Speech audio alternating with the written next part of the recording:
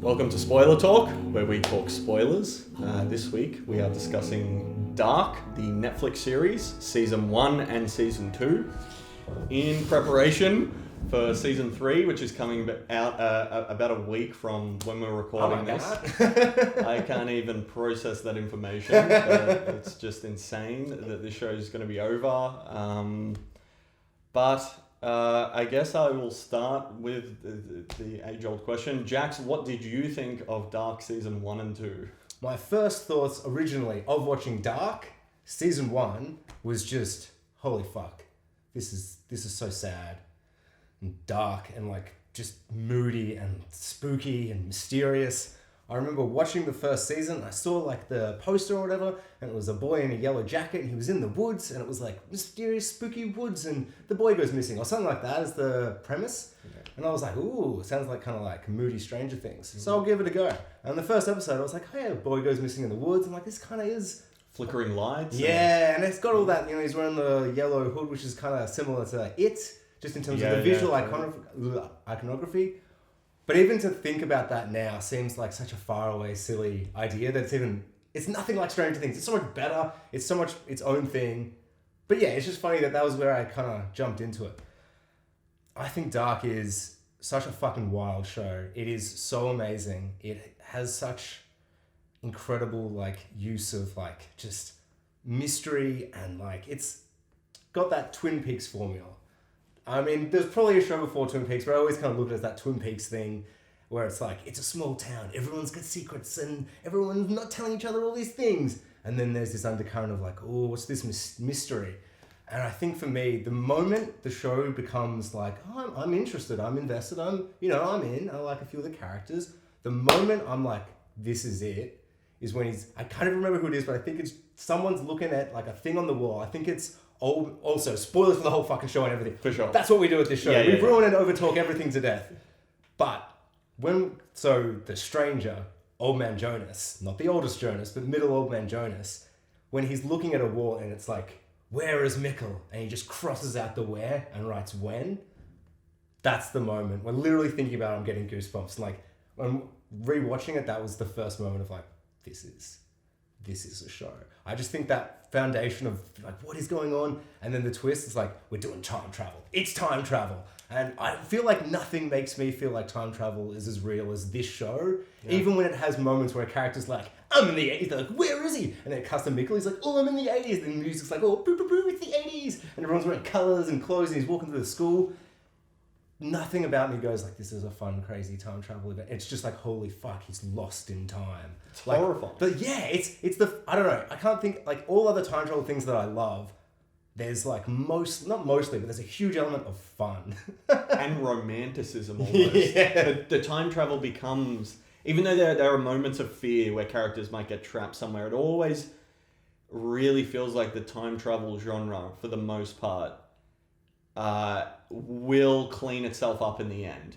And we talked about Predestination, which is probably the closest thing I guess you can compare to Dark. Even though Stranger Things is kind of apt at the outset, Predestination really did feel like, in a lot of ways, the stepping stone to get here. And it's a big reason why, as I mentioned in the Predestination episode, when I rewatched Predestination after Dark, no substance to it just doesn't work as well because it's so quaint in comparison. I think the biggest thing for me, and especially when we get into season 2 and it's a small town drama, also maybe time travel, the second season's like, it's a time travel crazy, it's just madness. I think that I think that season 1 really kind of grounds that and creates like, it's just awful and tragic. And I kind of it feels like someone just went, it's like a small town mystery show, a show that my mum would watch, but the added twist of like horror is that they aren't being killed by some serial killer or anything. I mean, there is a bit of serial killer killing people in bunkers, but it's mostly they've actually just stepped into another time and they're just lost there. They're there. And then I think all my favorite parts of the show are just characters trying to fix this shit. Like for me, the peak moment of the show, and my favorite character is Ulrich. I don't know what is about him, his big grisly face, just everything about him. I love it. And his search for his son, like, where is Mikkel? And then once he realizes he can save it and he can fix everything by murdering a child, and that actual chase scene, like it's horrible. There's a big, grand, epic castle house in the background, and the boy's there. Ulrich just comes, he sits down, and you just realize he's going to murder this kid. Then he chases him through the woods, he gets him there, and that actual hitting of the stone is one of the most awful things I've ever seen.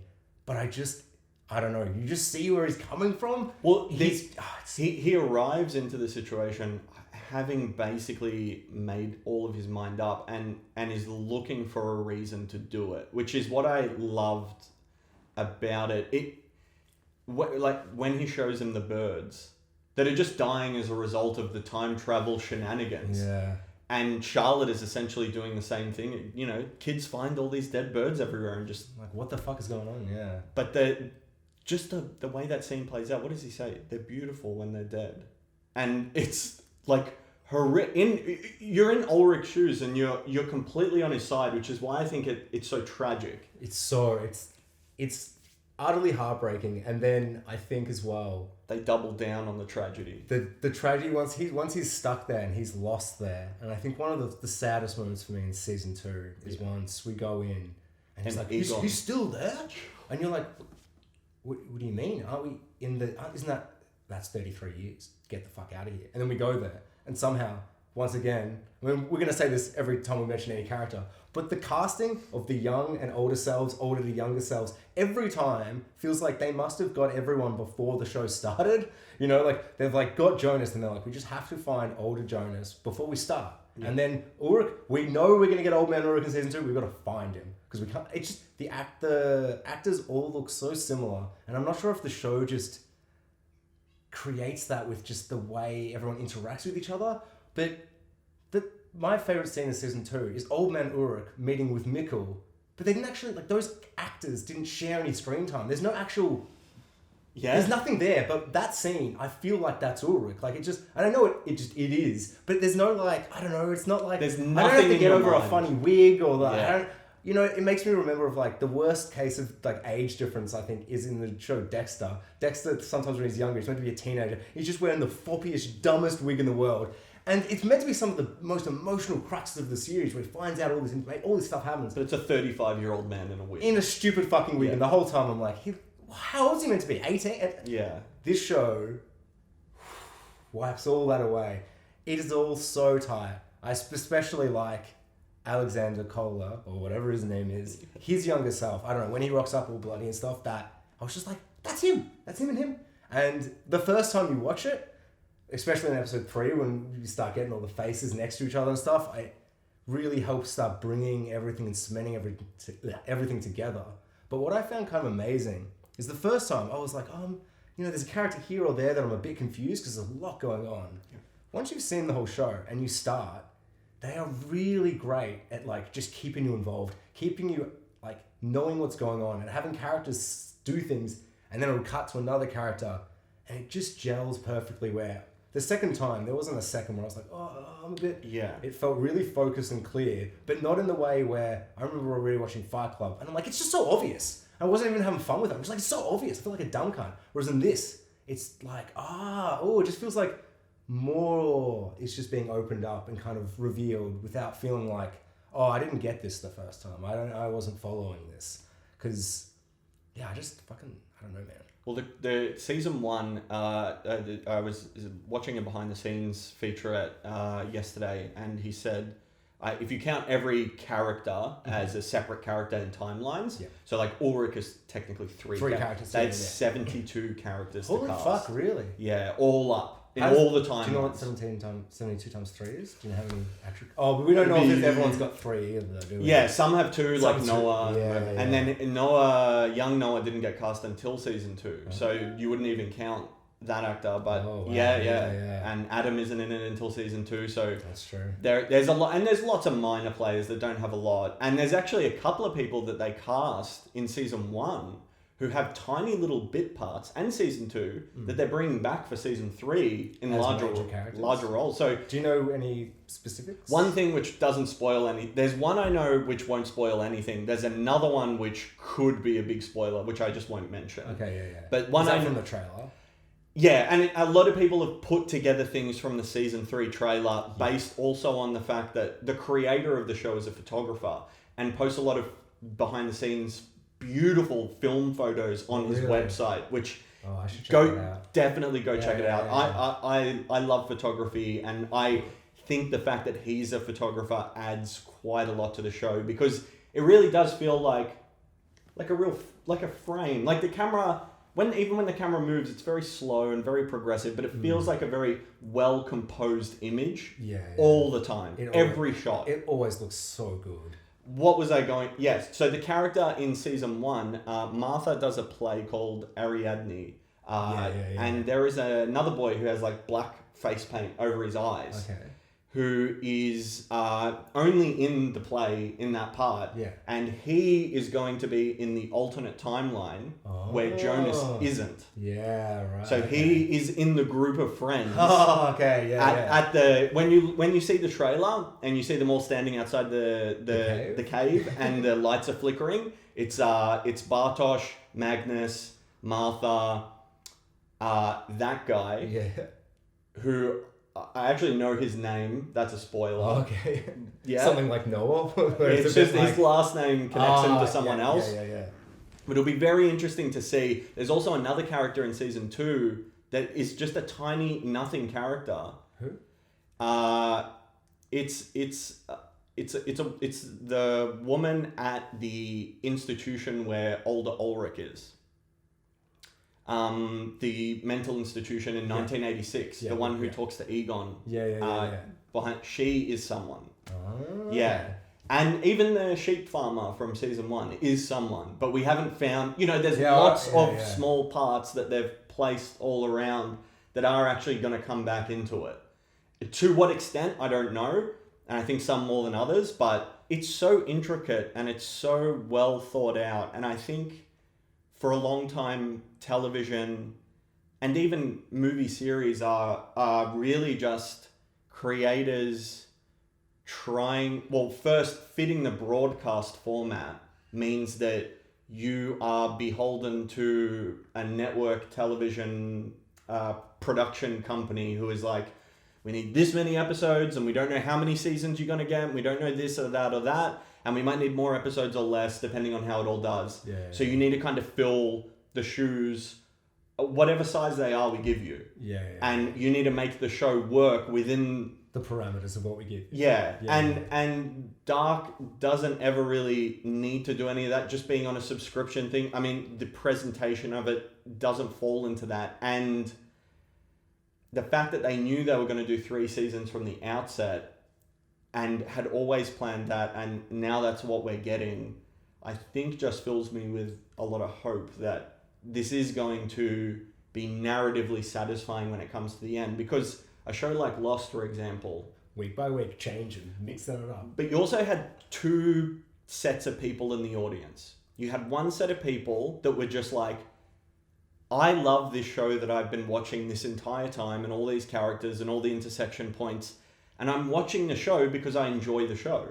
And then the other subset of fans watching Lost were, I am watching the show so that at the end you deliver to me everything you've promised. And those people were not fulfilled, and the people like us, who were that first group, were fulfilled. Ultimately. Because the mythology of the show became secondary to the characters.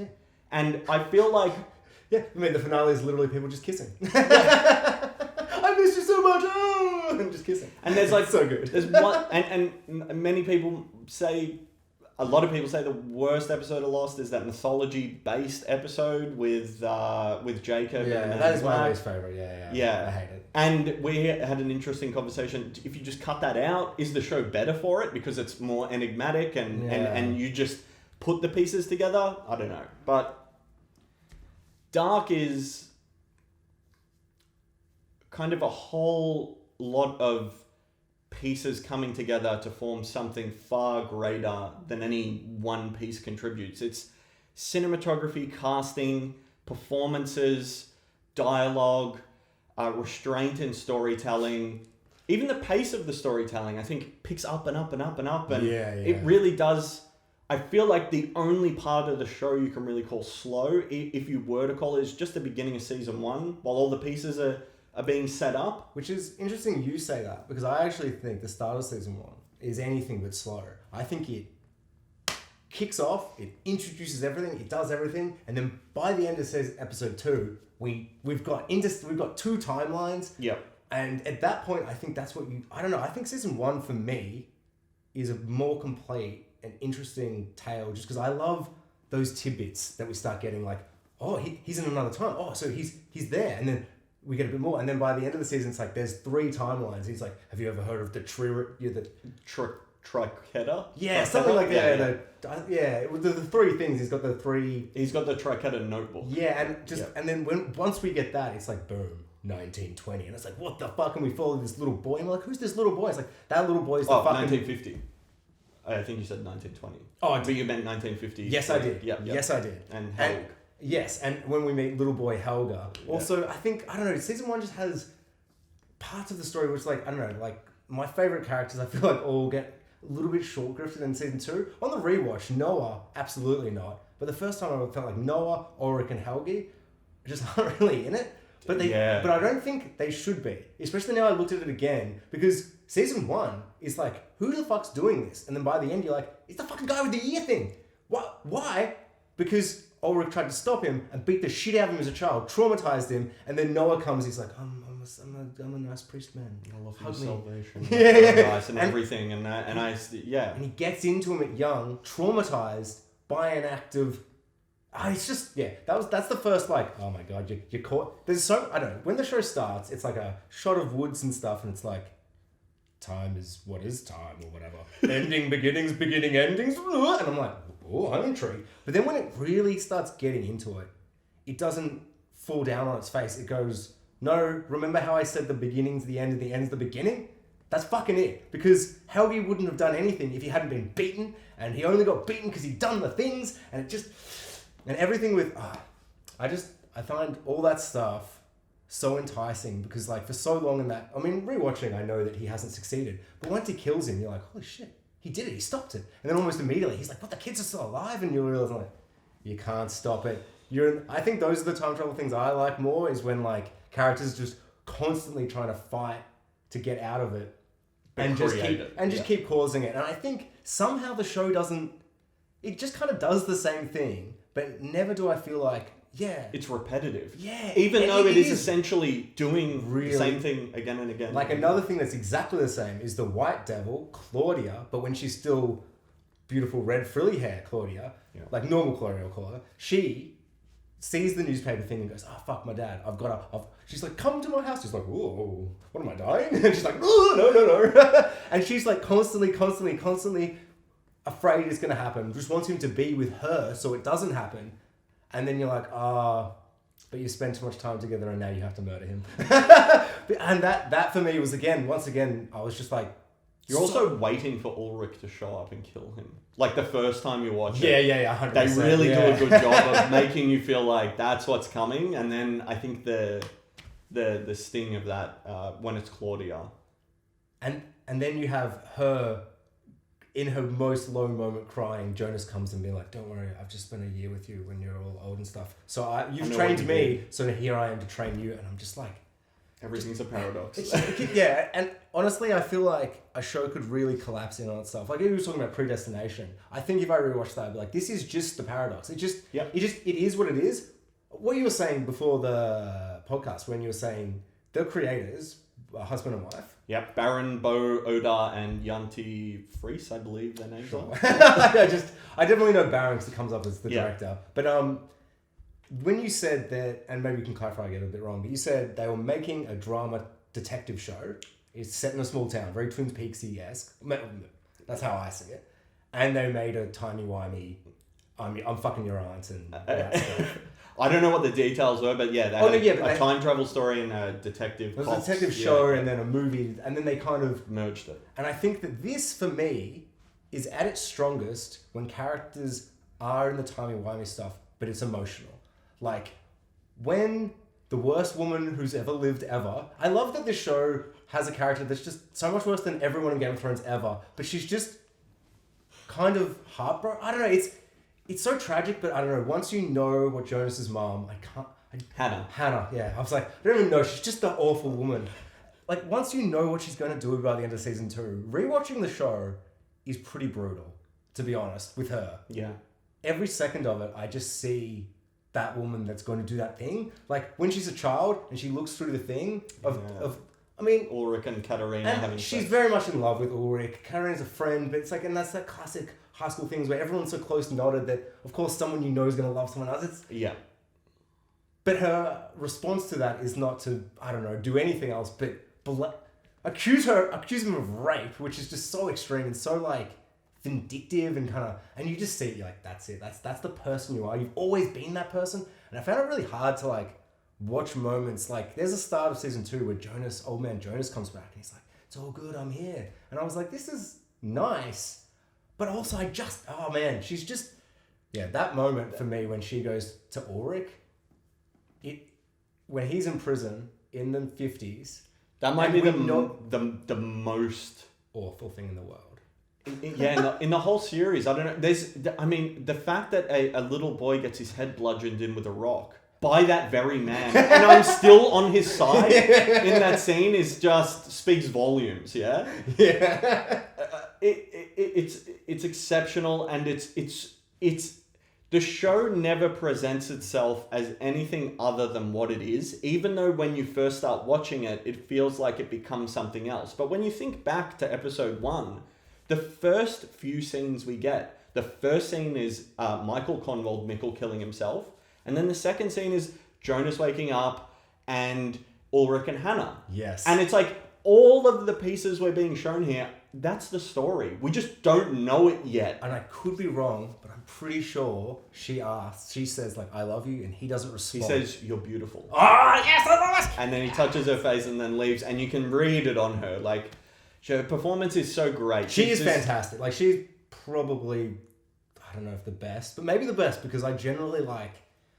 I don't know, she's very hard to watch at times, but also, like, I don't know, for me, there's a scene at the end of season 1 where she's holding a gun, the gun she got off Alexander Kohlholz, like, from years and years ago, and she just, like, points it, and then at the start of season 2, it's been 6 months, and Jonas has been gone, she just does the same thing again, and she's fucked, man. She's so much, like, just, I don't know, they've done stuff to her eyes, they made her look all sad and tired, and, like, and it's like the same moment in those 6 month period, like, she's... But then she puts it to her head.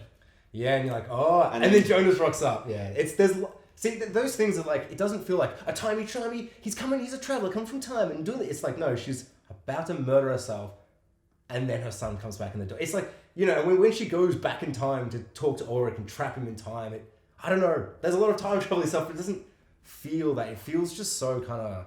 I don't know. It's grounded in reality because these are all just individuals interacting with each other. And the story is never really anything but, just for the most part, 2 or 3 people in a room. and it's just that sometimes those 2 people happen to be the same person. Yeah?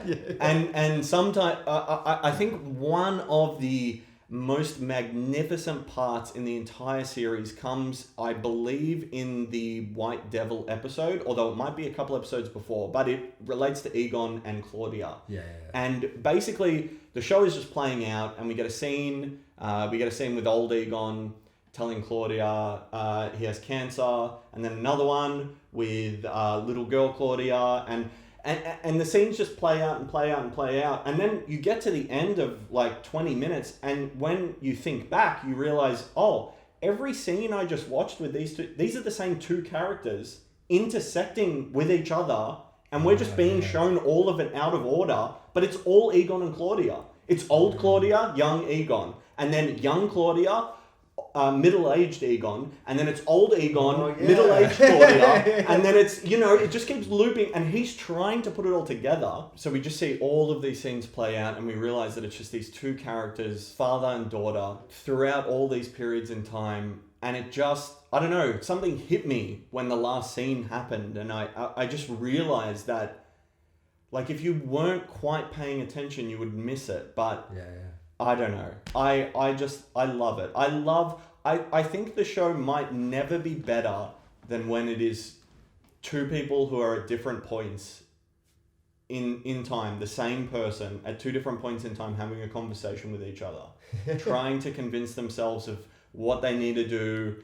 The former just being unable to comprehend everything and trying to put it together and trying to work through these situations, and nothing ever feels so coincidental that it's unbelievable, and every paradox closes itself so neatly, but it's always rooted in character.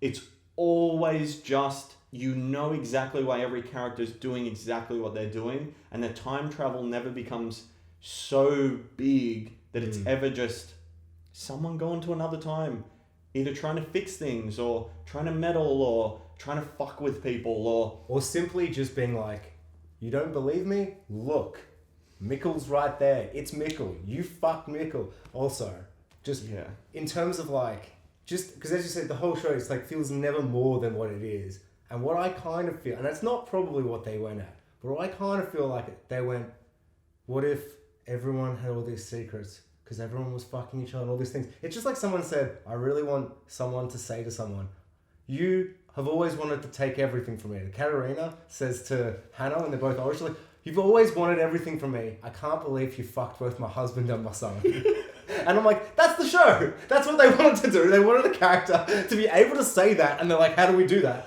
And they didn't want to make it gross and awful like that Denny V movie you made me fucking watch. They're like, how do we make it not awful? We'll make it time travel. Incendies, by the way. Check it out. But it's, that insanity of just like, it's just family loops and reveals. You said something before the pod, and there's a bit where Noah, the spooky priest man from the first season, where he's like, you think before you know what, I also think season 1, it does a really great job of being like, oh, Noah, spooky man, creepy, like really, really like unsettling. And then in season 2, once you start getting more like, he becomes like oddly sympathetic in a weird way. And that final bit where he like goes up to Charlotte and he like explains to her what's going on. That he never knew she was here. He'd been searching for her. She'd been thrown out of time then by someone else. Well, he knew that Charlotte was Elizabeth's mother, but didn't also know that it was Elizabeth's daughter. Yeah. So, and they say, I think it is mentioned at some point that Noah and Elizabeth named Charlotte after Charlotte. Oh my god! Because yeah, that's awesome. Yeah, so he doesn't put it together because he just thinks, all right, that's her mum at this point. I still don't know where my daughter is. Yeah. But the daughter is the mother, and it's impossible. No, of course. And when he finds those missing pages and puts it together. That end of that episode, episode 2 or 3 of season 2, when it ended, it cuts to a wider to my area. I just remember being like, oh, just cut back. Reveal to me what that is. Like, there's so many moments of just like tantalizing things. But the great thing, not great thing, but just the thing that just, I couldn't get out of my head. And I felt like this was what it was as well. Like, what they really wanted to do when they made the show. There's this line where he's just like, you know, I'm your father. Yeah, I'm your father. She's like, who are my parents? And he's like, I'm your father. She literally says, that's impossible. Yeah, so I was literally like, that's just the scene from Star Wars. Where Darth Vader's like, I am your father. He's like, that's impossible! It's like, she says that line. She quotes Star Wars. It's like, it's... Also, another thing that just kept in my mind, we'll get back to the show in a second, throughout all of season 2, I really feel like they need to make sure we remember that Jonas and Martha were the most important people in the world. We'll get to the end of season 2. But they keep like being that love scene, and he keeps being like, we're the perfect match. Perfect in every way. Every time he said that, it just kept reminding me of the guy from Mad Max Fury Road, where he's like, it was a baby boy! Perfect in every way! And I'm just like, I don't know, something about that made me feel like, I get it, you guys are perfect, calm down, no need to yell it to the streets. But I also think that really helps when we do get to the end, where it's like, oh, it's going to be... Maybe we should save that for a bit. Something I want to ask you, it's like, in terms of the mysteries that we have, like, laid out before us, my favourite one is your theory with Bartosz. Do you want to explain that? Sure. I should also say that almost none of the theories that I say here... I don't know what is mine anymore and what I've read online. What is Reddit's? Yeah, exactly. I've been on Reddit so much, just just reading and reading, and sometimes I'll read paragraphs that people have written and get to the end and be like, you're a fucking idiot. So I mean, it's there are people who have crazy theories, but that is probably the most solid theory that has, you know, a very small amount of evidence supporting it. Yeah. Which is that in season 2, episode 1, the first scene of season 2, we go back to 1921 and we see young Noah and a middle-aged man digging the tunnel. Creating the tunnel. Creating it. Even just those little bits where we've seen the tunnel, we've seen the hole, and then they're like, we're going to see the origin of that. I just love that shit. Now, that man has a tattoo on his front that Noah has on his back as a middle-aged man. Yeah. And this man appears very displeased with his current situation and with his boss. And is promptly fired. That's probably the simplest way to put it. That is so good. And it's so good because he's fired by someone who is then going to get that tattoo on the thing. So you can kind of see it's reverse, like apostles kind of taking each other out. You also have I haven't even said what the theory is. That man is Bartosz Tiedemann, who is one of Jonas's best friends. And the only character that's important to the story that hasn't got an extra person yet. Yeah, we haven't seen them middle-aged. Which makes me think you are 100% right. It has to be Bartosz. Or it's a really, really great red herring to make us go, well, we know what that is. So when we find out what it is, it's like a surprise. But I don't know if this show is necessarily... I feel like it's too obscure that will... I mean, I don't think... if you just watch the show and don't deep dive, that you have a great shot of putting that together. Oh, absolutely. You know what I mean? You'd forget that scene happens. So I don't think I don't think it's a red herring because it's just, exactly. It's too short and you never see him again. It's the start of the season though, really. It's more like this is how they built the hole. Yeah. And he's very clearly lost his faith in Sigmundus at that point. Yeah. And then is killed by Noah. And he says something before he dies. It's interesting that it's you. And if we contrast that with season 1 and Noah luring Bartosz in, and we still don't know what Bartosz was doing with the time machine that whole time. Which is, I think, is one of the most interesting mysteries of the show. Is that Bartosz throughout, so he meets Noah, I think late in season 1, maybe mid-season 1. 5 or 6, And is beginning to be informed about what's going on. He tells him predictions about things that happen, gains his trust. And then in season 2, when Magnus and Martha decide, all right, we're done. No one's talking to us. We're going to the caves. We're going to try and figure this shit out. They walk into the caves. Lights start flashing. Someone travels back in time to that point. Walks he does, out. Doesn't he? He does. No, see, I was Bartosz just... walks out. What was he Where doing? was he? Oh my god. And that wasn't the first time he had it, you know. He had that time machine for a while. He had been doing things. I think we're going to see that... And I think maybe this is just a theory. I've kind of put it... Perhaps it has something to do with Agnes. Agnes, linking back into this larger theory with Bartosz. Agnes Nielsen is in the 1950s timeline, and she is a time-traveling wife seducer. She's always dressed in like beautiful, like colorful outfits, and almost every scene she's in is framed with a bowl of apples, which is very symbolic of the temptation of Eve. Yeah. And she's... The show is not above doing things like that. Noah. Why do you think they called you Noah? But it's very interesting that when she first arrives in 1953, she moves in with Egon Tiedemann and his wife. Yeah. And they get very close. This is when Hel goes missing, so their conversation gets interrupted, I think, by either the dog going missing or Hel going missing. But Helga, I think is how you meant to say it. Yeah. But she says that her husband was a priest but not a man of faith, and that he died. And I think that it just fits so perfectly that that's Bartosz. Which, if Bartosz is Agnes's wife and the father of Tronti Nielsen, who is the father of Ulrich Nielsen, that ties almost all the families together. So I think that's what sorry to interrupt, but that's what it is. There's this 4 families. I don't think it even clicked in my head how not simple it is. Very not simple. But it is. But the first time I'm like, there's like 1,000 characters there. It's like, no, there's 4 families, but they've all related. Because there's that moment where he's like, Martha's your aunt. You kissed your aunt. There's so many moments where I'm like, it's like that other thing, but better. I don't know. Yeah. Because it's like the moments where they're like, oh, we're on. Oh, we shouldn't be together. But then they're like, but we're the perfect match ever. It's like, that's so good. It's so weird and creepy, but good. I don't know. It reminded me a lot of, I don't know. I just every time they said the aunt thing, I'm like, it's like Jon and Daenerys. But I feel like in this, like when she comes to kiss him in the rain, I think in season 1, and he's just found it out, and he's just kind of no. And it actually matters. Yeah. When people find out certain information, it matters, and then it switches how they're feeling, and then later they come back to realizing, because they come to the realization, it's like, I don't really care that she's my aunt.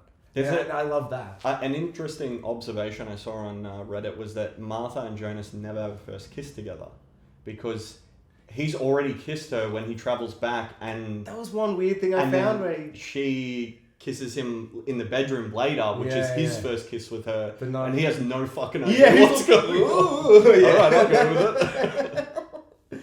There is so much to the show, I don't even know where to go. No, I know. It's like, I was like, oh, we need to. But so we were with Agnes. Agnes, sexy, mysterious lady. There is one other thing she mentions, which I'll just touch on before we move on. So Egon asks her, she says her grandmother was from Winden. And then Egon says, who's your grandmother? And then they get cut off. So I think... So who would be her grandmother? That is... So her grandmother would then be Bertosh's mum. No. Her grandmother would be Noah's grandmother also. Because Agnes and Noah are brother and sister. And Hannah's, Noah's original name is Hanno Talbot. Oh. Yeah. Wait, when did we find that out? I can't remember exactly. Because I remember him saying, why do you think he called you Noah? Yeah. But I didn't think we actually got a confirmation that he had another name. I thought it was more just... We do. I can't remember when, but Do you think that's important, like, to who it is? Yeah. The theory that people are going with, which I don't think there's enough evidence for to really say, is that Magnus and Franziska's kids are... Noah and Agnes. Yes. But that doesn't make sense, because then why would Agnes say, my grandmother is from Winden? To me, it seems like if she's saying my grandmother's from Winden, that means her parents aren't. Yeah. Like that's unless they want to kind of leave it tangible for people to be like, yeah. When we say grandmother, it creates just more window for them to kind of maneuver through this. You know what I mean? For sure. Because I think, but I don't know, because a lot of the things that I'm like, once you like, I don't know, like, I feel like they know what they're doing. And even when you say we've got 3 seasons, you can just say that. They could say that. But when you actually watch it, it feels like they know what they're doing. Just to the extent of every single thing, the way it's kind of building. And season 2 is the ultimate second act. Like, the apocalypse happens. Like, you don't get a lower point than the world ending. Yeah, that's...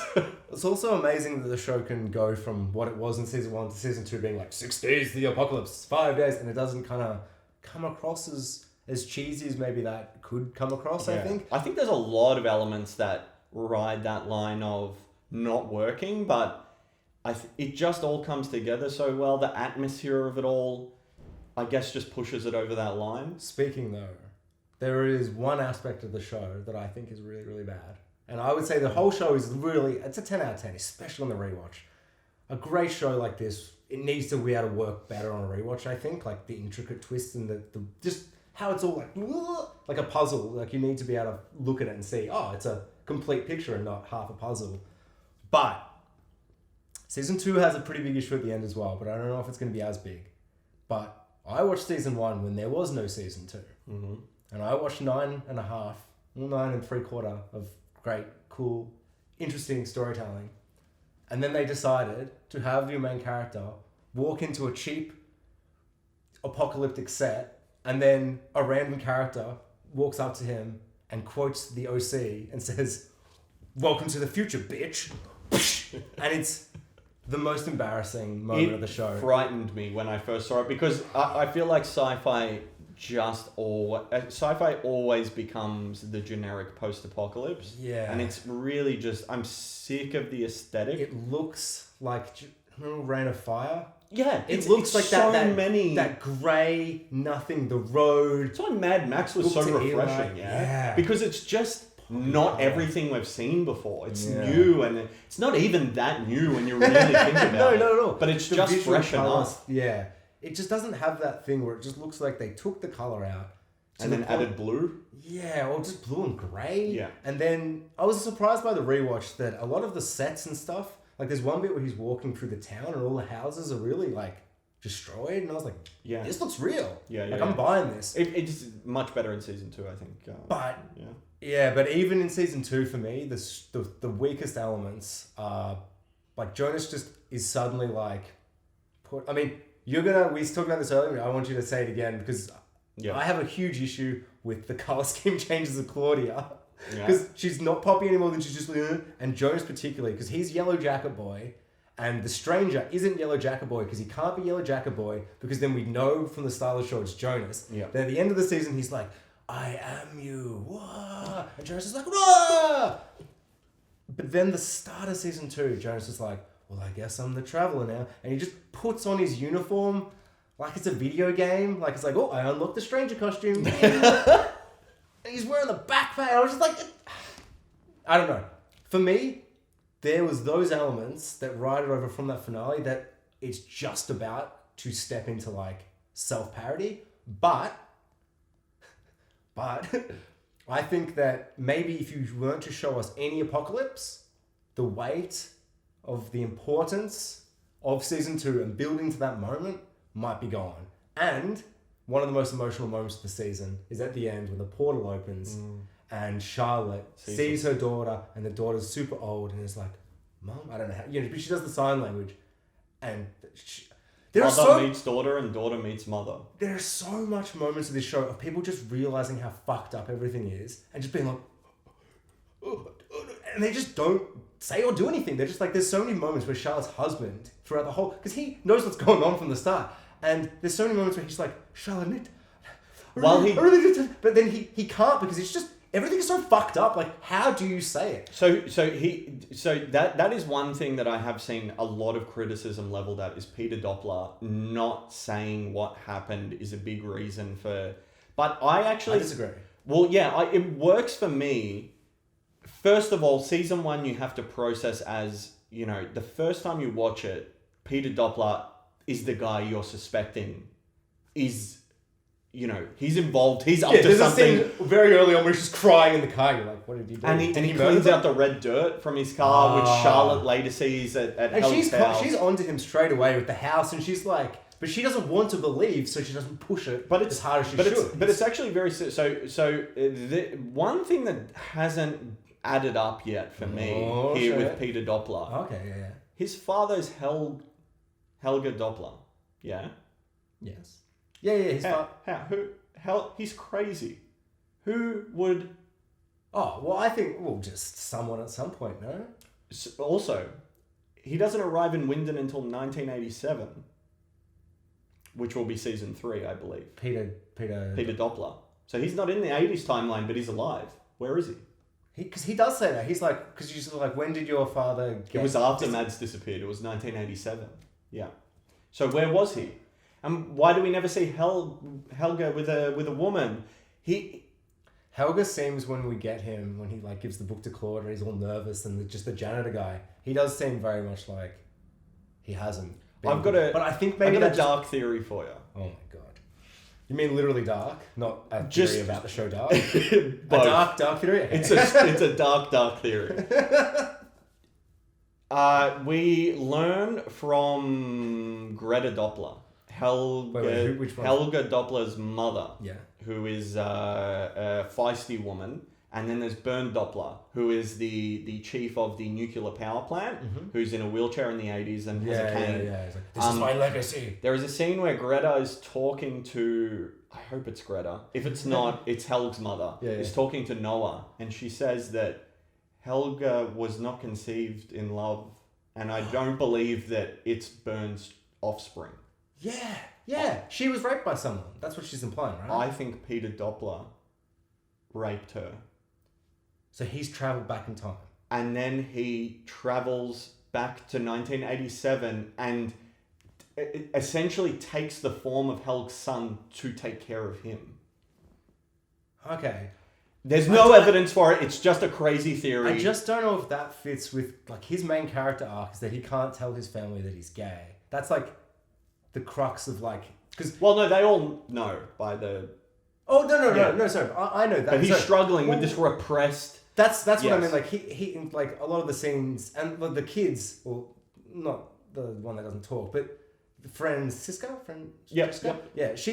She's like always like, you never tell her. She's sort of like, fucked Benny. Yeah, she's just screaming and crying about it all the time. So I just feel, I don't know. I feel like that and that like as you were saying, the secrets and the reason he doesn't tell her about the things he does do is because he's also not telling her about himself and he's not being honest with himself and open and there's all that kind of stuff. I don't know. That seems like maybe too much. Yeah. But why would he be raised by a madman in an asylum? Because Helge, from his car accident that is caused by his future self, is institutionalized from there until 2019 when he travels back. Oh my god! So why would his son?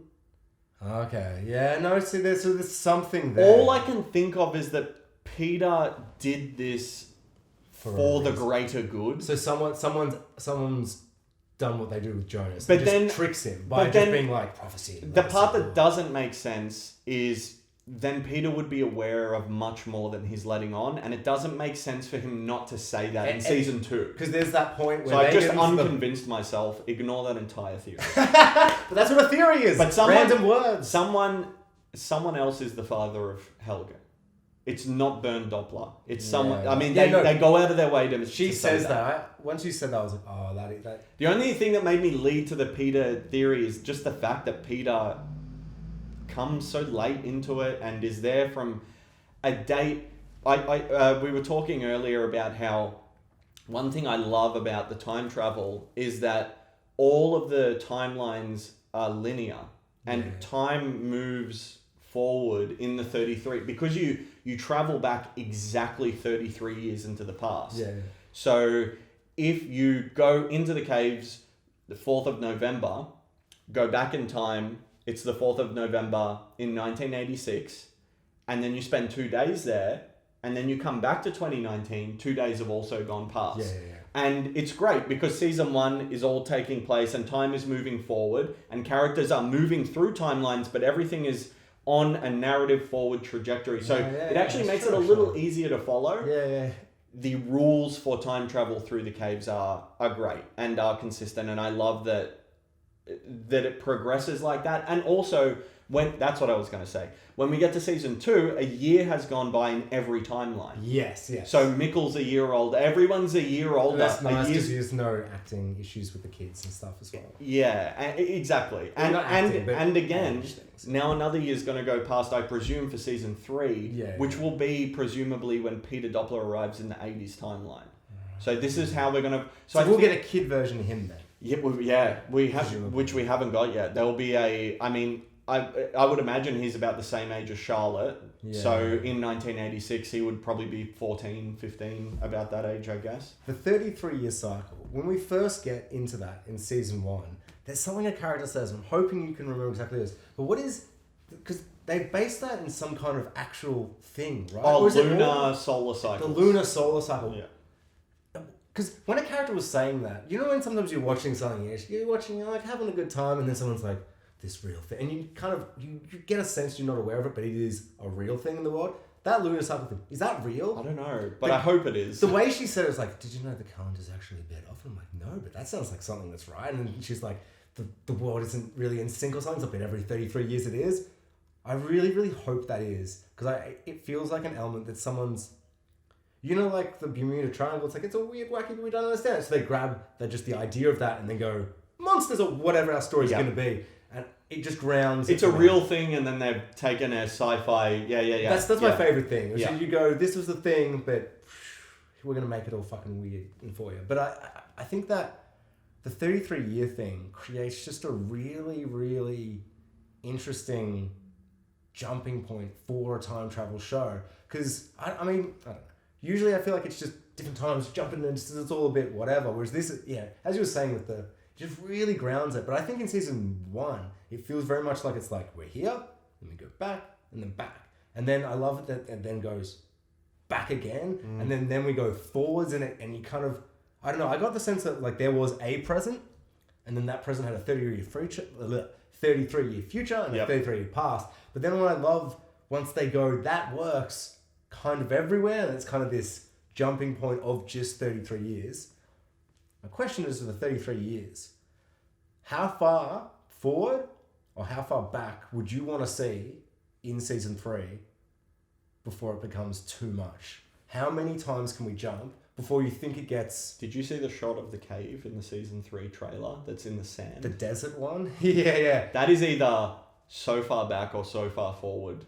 Yeah, it has to What be. do you want it to be? I've got a feeling because in the corner of the frame, there is what appears to be a very decayed tree. It's the past. It's the future. Sorry. Yeah. So it's the apocalyptic kind of desert wasteland. I imagine. We could be getting a Mad Max episode where everyone's wearing like cool get-ups and stuff. I would love that though. If the character takes his gimp mask off, it's Jonas again. I do love the idea that there's a post-apocalyptic future and a post-post-apocalyptic future. That really does. I prefer if they went back to suits though. Like they got all weird and they're all wearing the stuff from the road, but then they go back to just wearing normal clothes. There's a thing in the future that has there's like a spacecraft.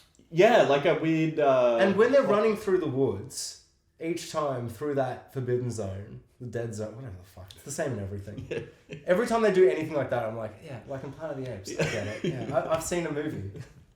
I don't like those elements. But I think who is that? Yeah. Who's shining those lights? Who's flying those planes? Whoever, none of that makes any sense to me. Well, they must be aligned. They must be aligned with Elizabeth and her crew, because when we see Jonas go to the future, because she doesn't want anyone. That's what it is. Isn't it? So yeah, because Silja, I don't know how you pronounce it. It's got a J in there. I'll say Silja because that sounds better. Yeah. She helps Jonas get into the forbidden zone where the dark matter is. Yeah. And that's why they're hiding from it at that point. No, so but also touching back on something you said earlier, which didn't work for you about him getting into you've unlocked the Jonas outfit. I know that doesn't work, and as soon as you said that, I was like, yeah, I totally agree. He goes, but also, I'm wearing my hoodie. I was like, where's my hoodie go? I was trying to do it. I'm like, what the fuck? I'm wearing my hoodie. But also, you're not going to wear a bright yellow raincoat in the post-apocalyptic. No. Yeah. It's a simple issue with cutting a season. No. I just feel like I watched season 1 so much before season 2 that it's a different show. Almost. Yeah. And I honestly, like, watching season 2, it's a miracle it's this good. I truly believe the fact it doesn't completely fall down is a miracle, because I generally think season 1 final moments could be the worst moment of a good show.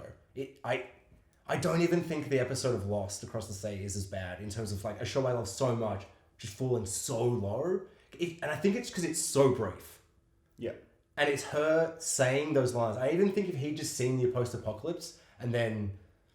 I mean, but I don't know what you do. I reckon you just show the power plant destroyed and he goes, oh! Yeah.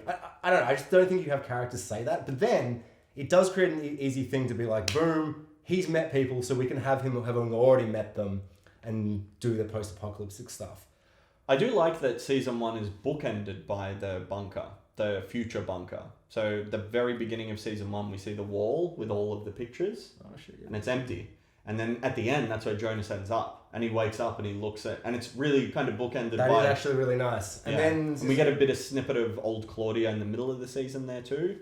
And interestingly, he goes to stay in Regina's hotel and collects all the imagery and puts it all up on the wall. And it seems like now after season 2 came out, he did that to give all of that... He was basically doing research for... Regina to give to Charlotte to put it all up again, and then Claudia to have it later. So it all kind of fits together, because I remember the first time He was in the hotel room putting everything up. I was kind of like, that's... I think I'm gonna walk in. Is it silly? That he's doing all this. It's kind of silly, but it's not. I was like, I get. You don't know who he is the first time you watch it, but yeah. Mad scribbles and pictures and notes and scrawlings on the wall is cinematic shorthand. And For I sure. think that is probably the goofiest element, but I honestly didn't even think it was goofy. Because seeing it all, I don't go like, look at this mad. It's like, it's hard. Like, even as we're talking, I was like, do I even write? I don't even know how. We also don't know what Jonas has done for this. So, yes. The most mysterious part of Jonas's timeline is not even the end of his life. I would say that it's the period before he becomes a stranger. Like, where is he going to be all that time? Yeah, because it's 33 years. So, because at the end of season 2, so, okay, one of the brilliant things about this show, at the very end of season 2, Jonas and Martha are reunited in Jonas's family home, and then Adam comes in, shoots Martha. And then Adam says to Jonas, you're going to do this all again, and you've got 2 choices. You can either save her or stop me.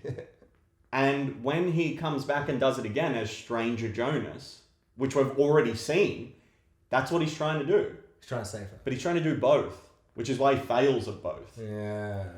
It's, and Adam knows this, yeah? So Adam telling him that is what makes it, because he knows, Jonas knows he's going to come back here in 33 years because he knows he's there at that point. In the bunker, but the bunker doesn't work. She gets...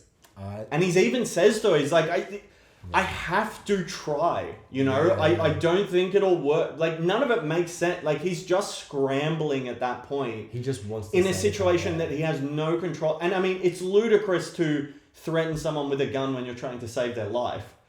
Because what are you going to do? Shoot them? Yeah. Yeah, that's actually really true. Yeah. So it's nonsense, but of course that he's desperate. He's so and then he goes back to the house and waits for Adam, but Adam already knows he's doing that, so he sends Noah in, and Noah comes in. And he says, "Adam told me that we're gonna become real good friends, and then you're gonna betray me." And I think that betrayal might be that Jonas steals Charlotte. Yeah. Yeah. Yeah, because that's something where I get... It's either Jonas or Claudia. It has to be one of those two. Claudia is in the bunker with Elizabeth and young Noah and Peter and all of those people at the end of season 2. And Regina. I think something that I really want in season 2 is something with Claudia. Like, I feel like... She might be my favourite She's character, but really great. Only maybe because it hasn't all been teased out yet, and I'm still hoping for... Because I feel like in season 2, the introduction of 3 new characters, maybe only 2. Maybe Claudia has already been old. I could be wrong. Oh, yeah. She has? She had. But she's definitely a bigger part of season 2. I guess her as the White Devil at least plays a huge, significant role. Because season 2 for me is like, there's a new cop, and he's out to get everybody. He's out to find out these secrets and pull them all out. I also love that just by being a shit cunt cop who's like, I don't believe you. And everyone's secrets, because they're like, well, we can't tell you about the time travel, the whole wimey-timey insanity. So he opens up a box that literally lets out the time travel into a giant orb. As he was doing that, I'm like, also, the letter he received from mysterious person who lured him to the town looks eerily similar to the letters Jonas receives from Nickel, and Nickel too. Yeah, I didn't even think of that, but now I've connected all of. But the letter Jonas receives that Noah says is from Martha. At the end of season 2 looks like the same handwriting as the letter Clausen got that made him go to Winden. Because do you think that is going to come in, or do you think that they wanted to just have a cop to kind of pull the strings out? No, Clausen caused the apocalypse. So whoever sent him that letter knew he would dig. Come in and dig, and then he literally digs up the pile of radioactive. Like, could you not? It's a pile of radioactive waste. He's like, I don't believe you. I don't believe any of you. Because he thinks there's a body buried in there at that point. He thinks it's his brother's body. Oh no! See, this is what I'm talking about. It's like Ulrich. He's not a good guy, especially when it's like the show's starting from cheating. It's like, I mean, each their own. But it's like, that's not a characteristic where I'm like, I like this guy. Yeah. But he's driven so... It's like, I feel with Ulrich, especially on the rewatch, it was for me the realization that he's like, oh, I don't know, like, you know, he's not happy with his life. But then kind of when something happens, it kind of reshapes and he's like, no, actually, I was wrong. Mikkel and my family were important and the only thing. And he was just kind of just tragically lost at that point. Also, another thing that's my favorite thing a show does. I just love it when shows do this, and it always sticks out to me is in Prison Break's first season, in between episodes 7 and 9, and somewhere in there, it's like a 22 episode show. So like just before the final act, it's a flashback epi, and we find out how Sucre and everyone gets into prison, and how Michael gets into prison, and it's just like a setup. It's just like a flashback epi. Just be like, how did we get here? And I think it's a great way to reinforce where everyone was before they were in that situation they were, like in Prison Break, the prison. And this show does it at the perfect moment. Episode 6, 2 episodes to go after it, so you've got your final act of the season, and we get a flashback epi, but it's also, because it's a time travel show, someone's going to that timeline, but then you just get those reinforcements of like, Ulrich's all like, hey, Jonas, my daughter loves you, hey, and he's like saying Romeo, and you're like, he's happy! Well, he's looking at a car with his father and grandparents. And he's like, ugh. See, that's what I'm talking about, there's so many moments where he could... Which mirrors when Ulrich goes back in time and sees his father and grandmother, you know. And then also when Ulrich's in the past as old man Ulrich, and he's driving down the street and they're all there, he's like, my kids! And all the kids are just like, what they're saying, and the police are just like, he's insane. Yeah, and they're seeing a cop car, which has been, they're like, oh shit, time travel. Yeah. And he's been like, look, there are so many moments that it's just characters looking at people or things, realizing time travel exists, and just not really being able to deal with it, just being like, like they all stand there and they're just like, well, fuck, I guess we'll just go back now. I mean, what do you want from me except for just emotional wrecking? They just been like, so narrowly avoid that running into Mikkel and Ulrich that it's so devastating. Like they walk out as Ulrich and Mikkel are running up, and the way they just all miss each other. It's really like, let's the sick Mundus photo, which might be the creepiest photo ever. So the first time I don't know. It reminds me of when we see like Dharma stuff and in season 2 before it's anything. It's just creepy men in lab coats in some kind of. This is more like a cult. That's more of weird. Yeah, but it has that same like, what the fuck? My theory. What are they doing? Okay. Sick Mundus is the friends we've made along the way. But it's all the characters we've been following. Oh my god, do you think it's all of them? I think that photo is just the main cast of the series. It's just like those shots of all the friends where you just Google friends, like, and you put it up on your wall, all the actors just be like, hey! Yeah, because like that, for this. Theorized Bartosz is there. Yes. Who is at the very least the guy from season 2. I think that is. Let's lock that in with a theory. It has to be, yeah. Magnus and Franziska. Yep. Franziska has not been confirmed as Franziska, but Magnus and no, it has to be. I think that, you know how you're saying with Bartosz, I don't think red herring and stuff, like that to me would be bad storytelling. Because everything is done in a way that if you have those two and you call him Magnus and you cast him to look like Magnus, cast her to look like the other one, and then you have a shot of both of them being like, oh shit, time travel orb thing, and holding hands, and then it cuts back, literally to them, and that's what the show does. I think on a rewatch, that I think if they betray that, I don't know, bad storytelling. No, you're right, but I don't think that fits, and I don't think you can manipulate the audience like that when you are at times being very direct. And honestly, on a rewatch, it almost hit that Fight Club level. I was like, oh shit, I can't believe I didn't notice. Like, I remember the first time watching the show where he's just like, you have like damaged ear man. Helg. Yeah, he walks through the cave, and Ulrich's following him, and then like he comes over, he's like, you have to stop in the finale, and then it pans around, you see his thing, and it's just like a really confirmation.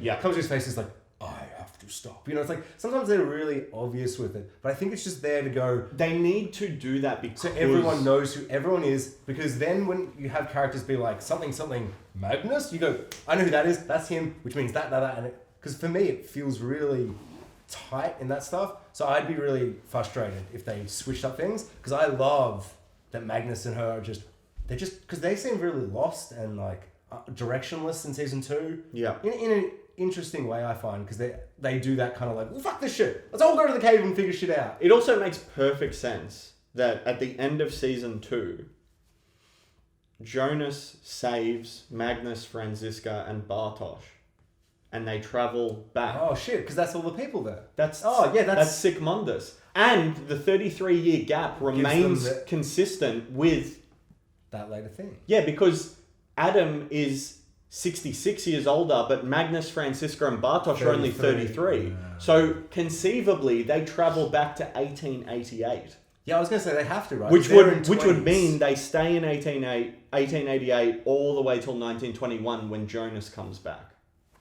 Yeah, right. And who else is in 1921? Young Noah and young Agnes. So that also leads credence to the theory that Magnus and Franziska fucked, had the kids. In the middle of that time period. And then 19 years out of the 33 passed, which gives Noah the 20-year-old. What doesn't make sense is why are they with Erna at the being taken care of? Wait, who's this? Erna is the lady who owns the bar or restaurant or whatever it is in 1921 that Agnes and Noah are at, where Jonas comes and gets a meal and he's like, "What year is it?" And she's like, "It's 1921." And they say Erna takes in like stray animals. She's the lady who will help anyone. She's barely a character to me. Barely, for sure. It's just because I'm so obsessed with this. No, I'm remembering it, but I'm like, oh yeah, if she. But they do mention her, and she is the person who kind of helps people out, and she has basically adopted Agnes and Noah, who at that point is Hanno Talbot. So I guess Agnes is Agnes Talbot. Also, when Jonas arrives in 1921 and is walking through the town of Winden, there's a coffin, a child's coffin. Yeah. A child has died at every point in time.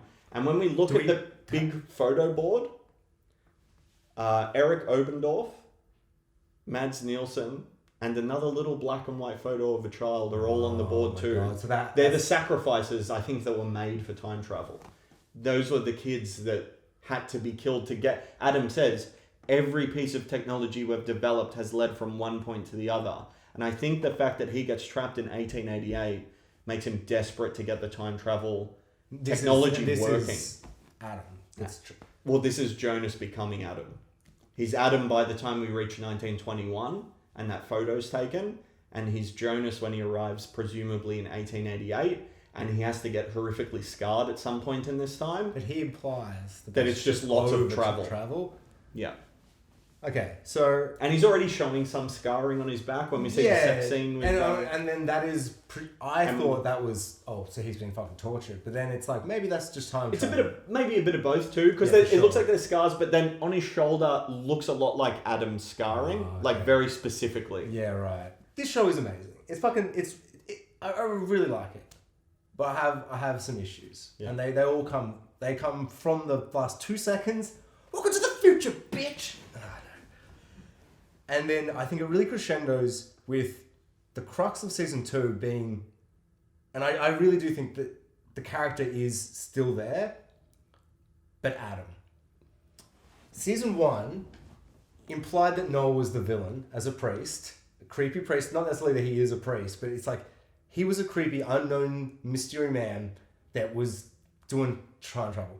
Season 2 goes, it's Adam, a scarred old man, and the white devil, old Claudia. And they're both against each other. And they both claim to be fighting for the light, and the other one is fighting against the shadow. My issue isn't that it's not even simple. My issue isn't that there are two opposing... I actually love... My favorite thing is that there are two opposing factions both saying they're good, because then for us we're both like, well, who's telling them the truth? Yeah. And I love that the idea that Noah could actually be the good guy, that really interests me. Where I feel like the show is so good, I get over it. But honestly, like if I'm just sitting here discussing it, free of all, like as I'm watching it, I'm in. I really am in. The music really, like music's everything. It's such a good show. But then that step over, I'm like, I don't know, the idea that your main character, your main time-traveling character, is fighting himself, and that old man Jonas, Adam... is the big bad? The final scene is that old man Adam is like, you always have to be a shitty cunt. because I kill your girlfriend. You could, you know what I mean? Like, Well, he said, what does he say? He says, pain is our ship and desire our compass. And basically, we're not free in what we do because we're not free in what we want. Yeah? no. So what is he doing? He's getting rid of his desire. His utmost desire. For sure. No, like, I get on that level. I think it's just a fundamental idea that he's just, like, it's such a paradox, but not in the way that I find all the other paradoxes as interesting. Like the one with Ulrich getting himself trapped in time, creating the person that gets him stuck in time, and doing something so horrific. And then Claudia does the same thing with her dad. Those things, like, I think those paradox loops, I feel fit better. I don't know if it's maybe literally the visual of a man covered in time travel scars he's just so past it all, so I don't know what the word omnipotent, yeah. Well, he's so aware of everything going on. Yeah, and so, for instance, we discussed it earlier, but I'll say it again, but I don't know, like, Mikkel hanging himself is the cause, like, that's like the start of the show at least. And it doesn't have to be the beginning is the end, the end is the beginning. That doesn't have to actually be what that is. But I would love if they were able to surprise me in a way where Adam was Mikkel and I wasn't like, well, because of that, because all he does is like, you don't realize. Right, this is a very popular theory. I haven't done a single thing of research because I find I've never been on Reddit. I've never been on Reddit, but I think that's one of those things where it's like I can't. It's like when someone's like, I can't get into Skyrim. I'll just lose my life. Oh yeah. It's like I will. I know you. Yeah. So that's why I've always just been like, I'm just not gonna literally open it ever. And it'll just be, But maybe I will after this. Or I don't know. Since 3's coming out so soon, I almost won't have my just hand. what, yeah. But I guess it's just when I rewatched it and he's like, don't you know who I am? And Joseph's like, and it like zooms in on his face and he's like, whoa! And I'm like, because he just got hung and it just felt very obvious. And 66 years have passed and he's been scarred everywhere. He's still got this fucking, it just felt a bit like, I understand there needs to be a thing and there's only so many times you can do the word thing. Like the when he does it to his dad where he's like, ultimate fist bump. And his dad's like, whoa! Did you say that just now? It's so good. So there's only so many times you can do that and you want to maybe... I think the Adam thing doesn't work for you right now because we have not seen Jonas's arc in its completion. Yeah, it just feels like the arc is just an old man shooting his girlfriend and being like, well, now you're going to be shitty cunt and be old and scarred. And it's just like, what the... It just feels... I don't know, I think... We're going to carry this with you for the next 66 years of your life until you realize this is actually what we need to do to get out of this. Yeah, that's essentially what he's saying. That's his premise. Yeah. He's like, I've got a way out. Maybe I just don't believe him. For sure. Well, yeah. I don't know. I just feel like, and I don't know what it is. I also have a bit of an issue, not an issue, but I want it to be filled out with like Claudia. You know, she starts off season 1 and she's like, "You're the new nuclear power plant person," and she's like, "Oh, what the fuck?" The French delegation is coming. How many times does she cancel the French delegation? I just love that she like opens the book and immediately like, "Oh, I shouldn't have. Oh, I've come into a shit show. You lied to me." Oh, there was a huge accident a year ago. Yeah. Which I think we're going to see in season 3, by the way. That initial accident that occurred in 1986, before we start seeing the 1986 timeline, whatever created the dark matter happened then. Right, Helge was there, and a couple of other people, but we haven't seen anything of that. And I think that might be, a pretty integral thing. I hope we see that in season 3. I don't know. And we'll see how all that waste got into the barrels. And because they are just barrels that are already there. Oh, but that is due to an accident that occurred where they discovered the cesium, the dark matter. Yeah, the fucking... that's why the show's called Dark, because it's dark matter? Is that? I've just... those two together something. I always thought because it was dark, and they're like, it's Stranger Things, but dark. So someone's like, just call it dark. The funny thing is that in German, dark is dunkel, but dunkel is the worst TV show name ever. So of course you just call it the English version. Also, Netflix is trying to appeal to an international audience. Yeah, I think it's a clever way to not give it a German name, not to be rude, but it's just, we're all shitty and we all like... It's all in German. I mean, they're not, if it's just the name, I'm cool. Yeah. And apparently, I'm reading on Reddit from Germans, they're like, dark makes sense more than our word for dark. Right. Like, everyone in Germany knows that word and are aware of the connotations, where I think their word for dark might be more of a specific where they have lots of different words to describe, whereas dark means both literally, figuratively, metaphorically, etc., etc. Yeah. It's a good time. I shouldn't swear, but I don't know. Just something about Claudia. I think we should take everything Adam says at face value, and that's what I did rewatching. At face value. So value. he's totally telling the truth. I think, except when he's manipulating Jonas in that initial episode, and all he lies to him about is the fact that he has to go and save his father. Pretty much everything else he says to him, before and after, just take it at face value. Yeah. I mean, Jonas says to him, "You're responsible for all this. Why the fuck are you doing this?" And he says, "We each of us carry a portion of this responsibility. Everybody is a part of this knot. There's no one person." Something along that. And I think right before when he comes in the house, he's like, because that was when I went, he's not like, it's me and a character Eve you haven't met yet. It's just us. He's like, it's every single cunt. It's every fucking person. So he implies that it's every single person. Like, I don't know the exact quote, but it's like each and every one of us. So that then implies that it's not necessarily going to be a one person is everybody. It's not going to predestination this shit. It's going to be like, there's 20 of us that creates 60 of us. And, it's like kind of locked in.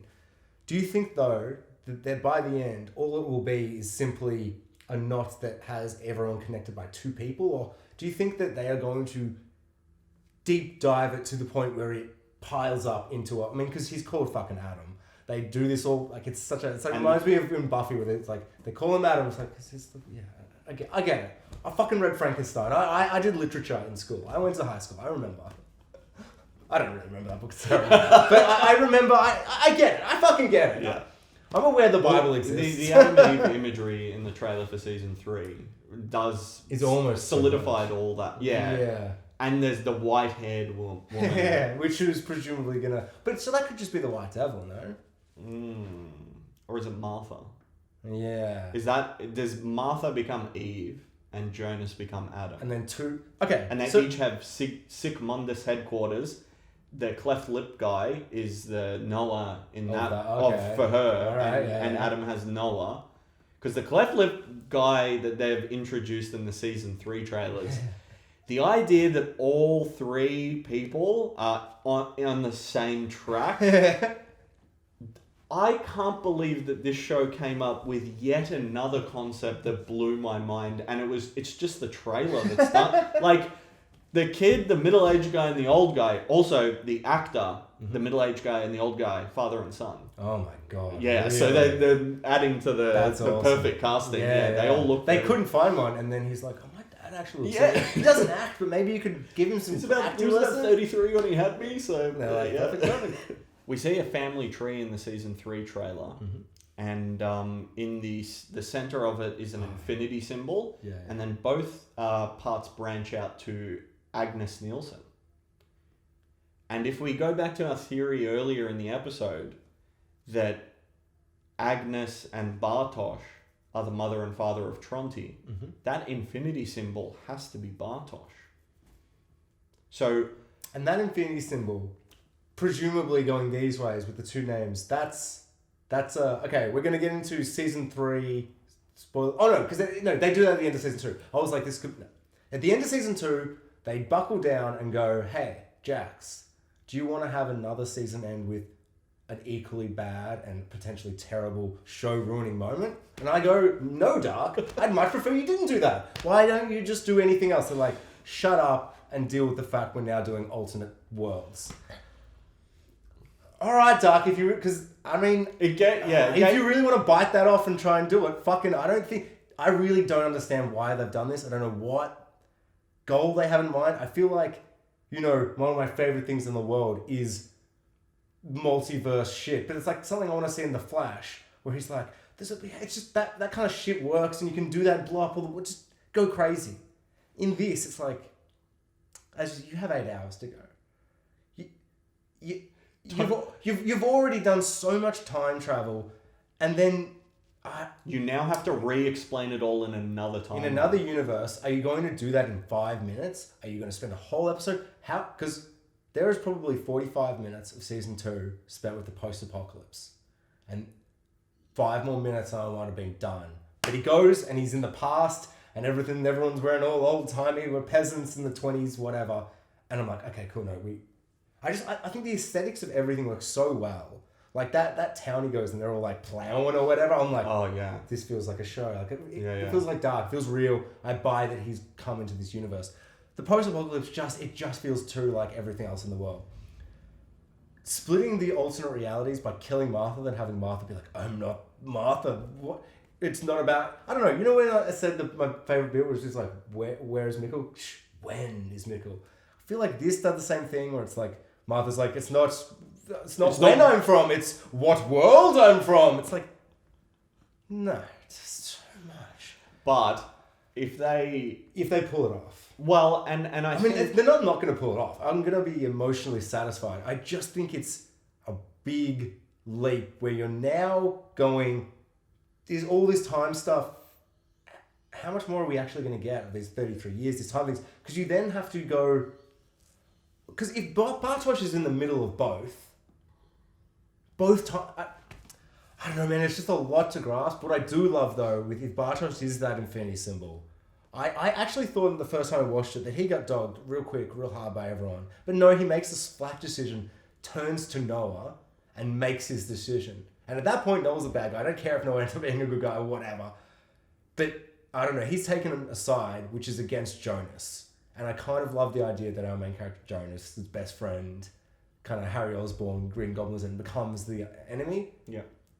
Or, I don't know. But then is also presumably the beginning and the end. We'll see because season 2 kind of went, no one's a bad guy. I mean, Adam could be the bad guy, but maybe Adam and Claudia are teaming together and they're both like, this will only work if we both convince all these other people to do these things, and they have to think we're both opposed. Yeah. See, that's kind of crazy to think that the two and let's people just let everything play out as it always has and ensure everything goes as it does. But I need to kick this stone over here. You need to push that guy off a cliff. You need to hit that guy with a car. Or, then we have a scene where Jonas explains to 1986 Claudia, when he is training her after being trained by her, says that we can only change a grain of sand that can lead to a larger change.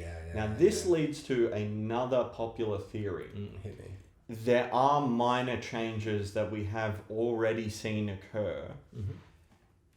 And the evidence of it is that at the beginning of season 2, Jonas is in the future, 2053, I believe. The apocalypse. Yep. And he goes back to his childhood home. He sleeps there, wakes up, comes downstairs and looks at the calendar.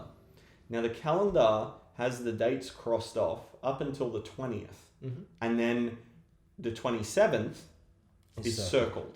Which we see at the end of the season, Adam circles. Yeah. So that happened. Adam was there. Adam killed Martha. That all occurred.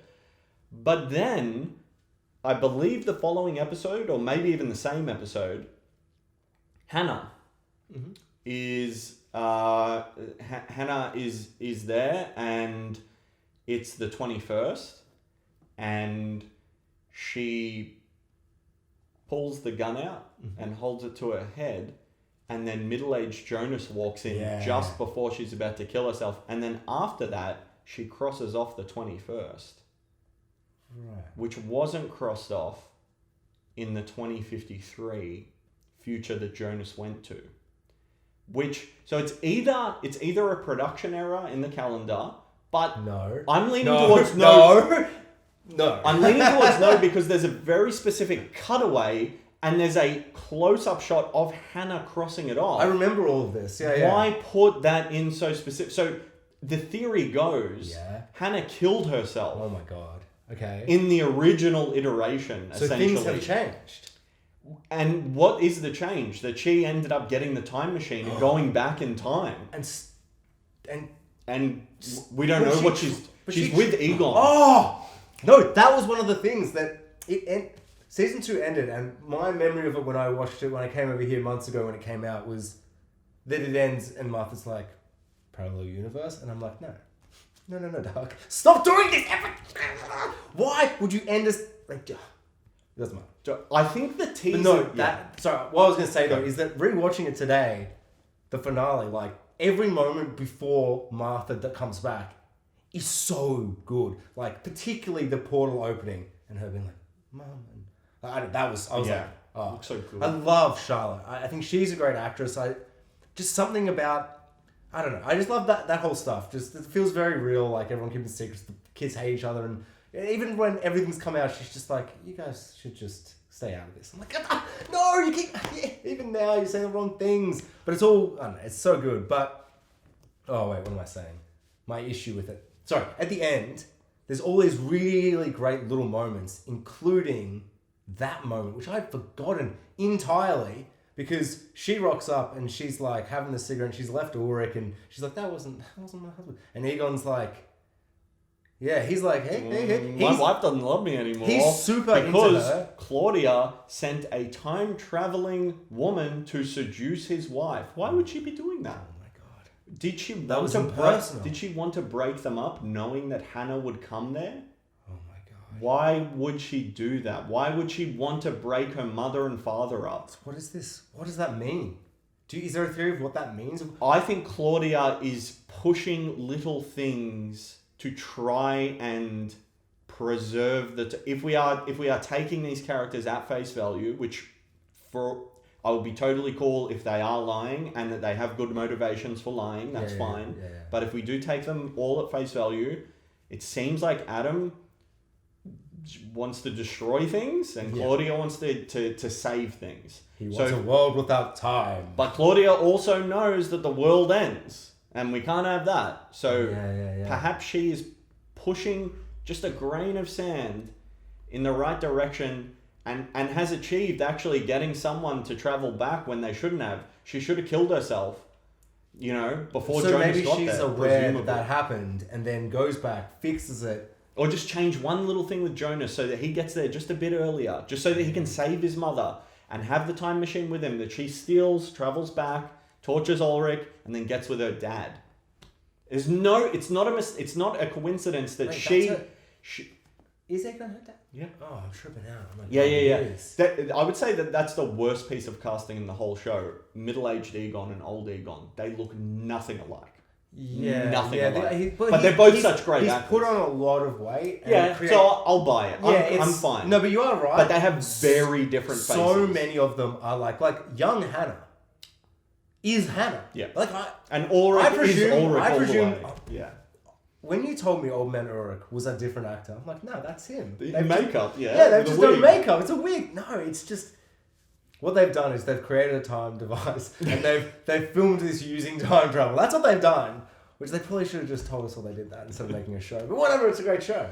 No, but I think that moment when Aegon goes and gives her the lighter is such a... I don't know, there was something terrifying about that. Because it was like... What's she up to? Because she's like, I'm going to stay here. And he's like, I'm here for you. It's just like... I love those little moments where just someone does something. You just see from their behavior and their mood. He hasn't said a word, but I know he's way into her. And then that's not a good pairing. I had actually forgotten that that's her dad, though. I feel like there's not enough of that stuff. Yeah, no, we see...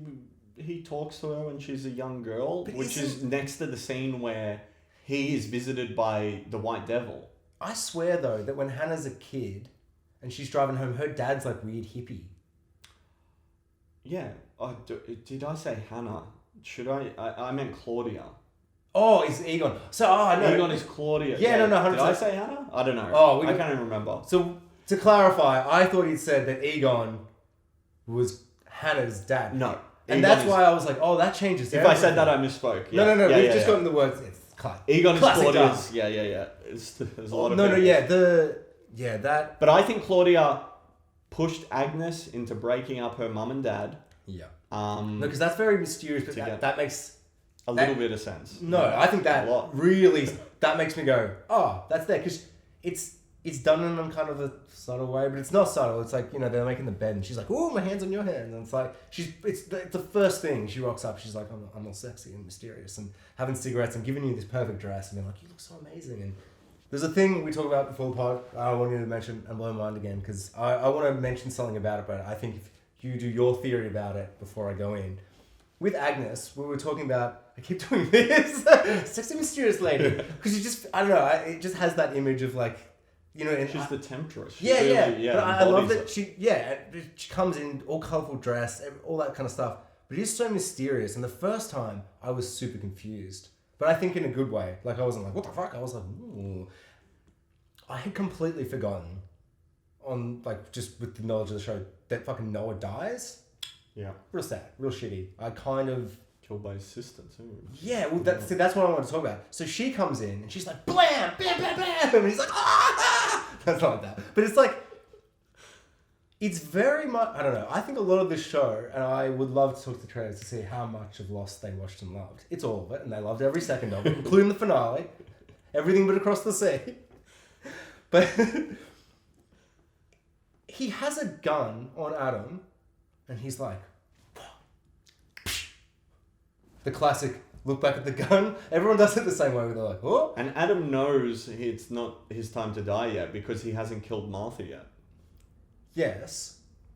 But I don't... So, I'm going to explain what I think happened and why I don't... explain what I'm wrong. The safety? But it's not just that he didn't turn the safety on, is it? Gun might have jammed. Yeah, okay. Time is playing its tricks. So essentially for me, it felt like they were like, how good is that bit in Lost? Spoilers for Lost. Actually shut off if you haven't watched Lost yet. I'll put it at the front. Don't worry. Michael, season 4, is like, oh, I want to kill myself. I heard everything. And he gets a gun and he goes to... we don't know if we see this, but he's like, I tried to shoot myself, but the gun just jammed. And he like crashes a car and everyone would die, but he doesn't die. It's like he tries to shoot himself in the brain and the gun just jams, essentially. And I think in the world of Lost, I'm like, I buy it. And he's like, the island doesn't want you. He's not done with you yet. And it's like, I don't know. I can understand if you're like, that's so stupid and dumb. But I love it. It fits the insane mythology they created. In that scene, I felt like he went, psh, psh, and Adam's like, I can't die. So the gun won't work. And I'm like, and then she grabs the same gun and just goes, you didn't use the safety. It's like, but he was fiddling with it. Yeah, I don't know. That gun. I get what. That how gun do you is, see that? You know that gun That's is... Alexander Coller's gun. Yeah, that goes to Hannah, that goes to... How does he get it then? Because I just said it's that gun because I was like, that's a gun for Which is why when middle stranger Jonas sees it, that Hannah has it, he's like, how did you get this? Oh. I remember, and he looks at the floor in that same scene where Hannah dies. Like, not Hannah, Martha dies. Yeah, fuck, I keep saying Hannah for everyone. No, Everyone's Hannah. Martha. But, I don't know, for me... Just a bit janky, just a bit convenient. I guess my thing is, I saw that and I went, like from Lost, so many times I'm like... Right, yeah. Like when she's like, that's impossible! I'm like, you cannot write a scene where someone's like, I'm your father. I know it's in German, but I'm reading it. And that's impossible, exclamation mark. That's dialogue. She's quoting Luke. And she's not aware she's quoting Luke, I understand that. But you've created a show... You know how we say like everything's like, you know, you can't... I don't know. You have to be aware of... The coincidence can get you into a situation, but it can't get you out of one? Is that the rule? Yeah, but I don't even know if that's what I'm saying. I guess what I'm saying is, I see that scene with the gun, and this time I'm like, why did it jam? Like, what is the show trying to say to us? Is it saying that just... How do you read it? Because to me, it's maybe a bit like... I don't know, like, I don't want a scene later where he's like... Well, I jammed the gun. I did a thing with the thing, and then she unjammed. You know, I don't need a flashback where it's like, how did we get? You know, all it is, I think, it's just as Fate. simple as he's like, I know I can't die yet. I've seen myself. I know how time. Like Adam is so he's just sure. so he knows that somehow, for some reason, the gun mustn't work. But he hasn't done something to the gun, and it's not magic gun stuff. You're saying because he just knows he can't die there. He knows that whatever happens with his gun, something. Even if he gets shot, he's not dying. That's what you're saying. Yeah. Because that, I think I'm getting angry, but like that might be okay.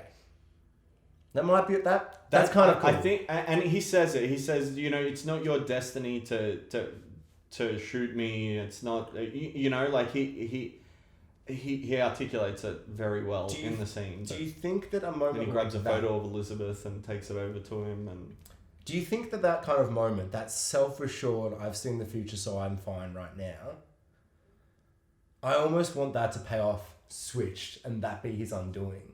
Ooh. Although, do you think that then just... This whole thing is essentially... I would love that. Because no one has Because essentially, I feel like the end of this show should do what devs tried to do. Spoilers for devs, it's bad, don't watch it. Watch Dark instead. Because I think that what devs tried to do is go, is what we do matter? You know, like, if I didn't pick up that phone, and, you know, like, if I didn't get in the car at that moment, do we have a choice? Or are things determined? And that's essentially what this is. This show is that, but also beginnings and ends are the same. So what... I don't know. I'm unsure how I want this to go.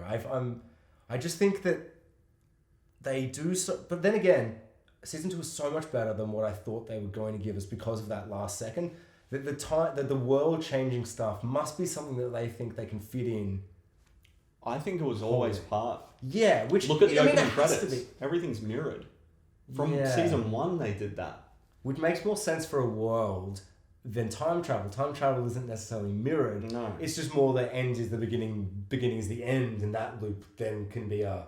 I just love that. There is also this isn't really evidence for anything, but the fact they put it in the show in season 1, when Magnus is following Franziska into the classroom, the teacher is teaching them about infinity and symmetry and talking about the fact that everything, there is an imaginary center point at which things start and progress, and it's written on the board, and he's they put that in there because they knew they were headed there eventually.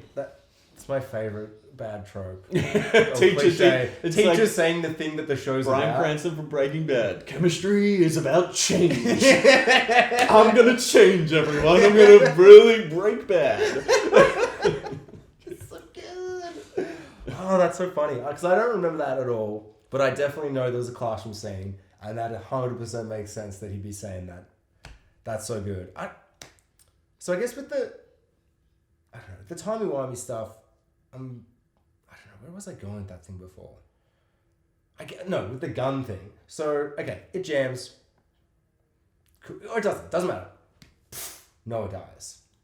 So, by Agnes, so there is so essentially Agnes is still a huge mystery, except for the fact that she's probably getting married, revenge.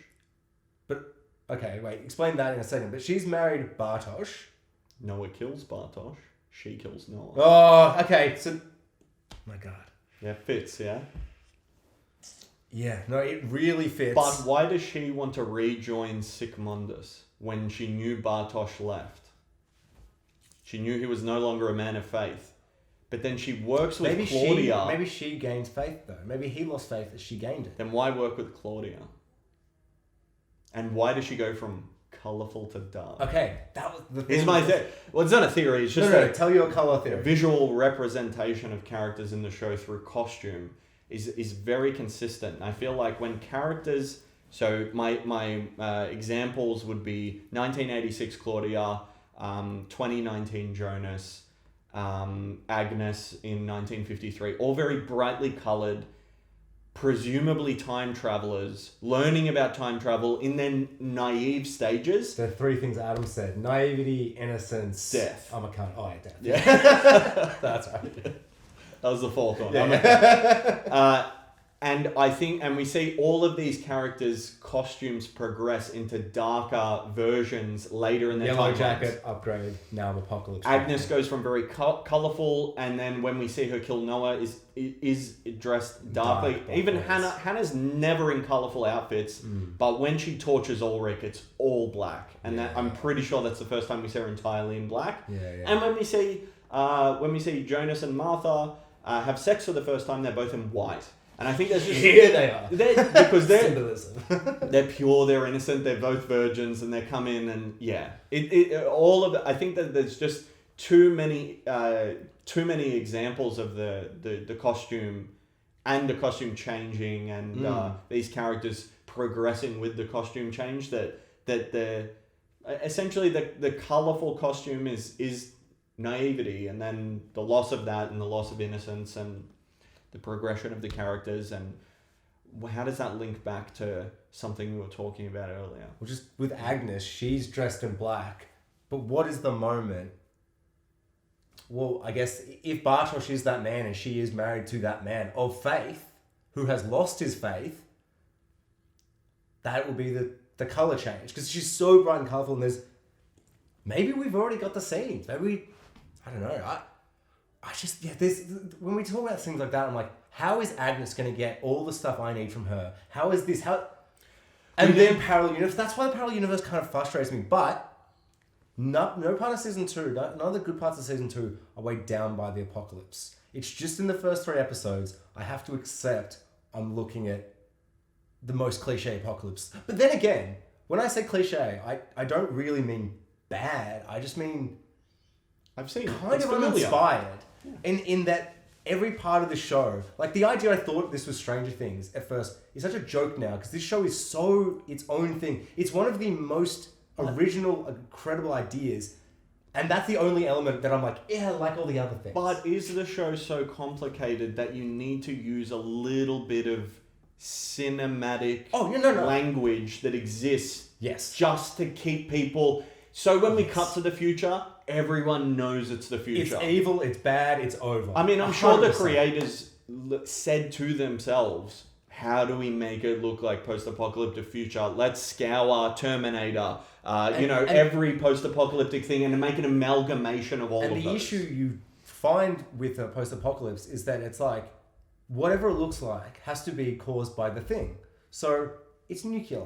So it's like a nuclear winter and there's ash. Yeah, so it's like, you have to make it look a certain way. Yeah. Because otherwise... I get what you're saying. I guess it's just, And I both agree and disagree and I can't even figure it... I don't even think I hate it that much. I think it's just, there's moments, when they're hanging the people and she's like, you're not allowed in the forbidden zone! It's like... what the fuck am I watching? It is nuclear... It's around that fear and that thing. So that apocalypse, you have to have that. For sure. And I think that visual difference makes you go like, well, that's what they're all trying to stop. That's why they're in the bunker at the end. All these things. So you do need that. I think I just prefer the visual of the town as I don't know. And the period piece, like the 1950s just looks so good. So good. Another thing that, I mean, this is just me saying, let me list things I like. But I want to, just because the cave... The center point of the time travel is so fucking cool. Yeah. It's the poster they presented when the show first came out. It's mirrored. Yeah, it might be. But my memory of it is... With Jonas in the middle. Yes. My memory is essentially creepy cave, couch perfectly placed for the mise-en-scene, and Jonas in the middle with yellow. And I think it's not even like an issue, but I think in season 1, the mystery and the horror... He's like, whoa, that sound, it's like, whoa, what's going on? And this mystery of this cave is so tantalizing. And I think I like more when people have that. It's kind of my exact opposite feeling of Lost. In season 1 to 3, we're survivors. We're trying to survive on an island. In season 4 to 6, spoilers, it's time travel nonsense, madness, insanity. Yep. Let's push a wheel and move the island. It's flash forwards, it's alternate timelines, it's purgatory. It's everything.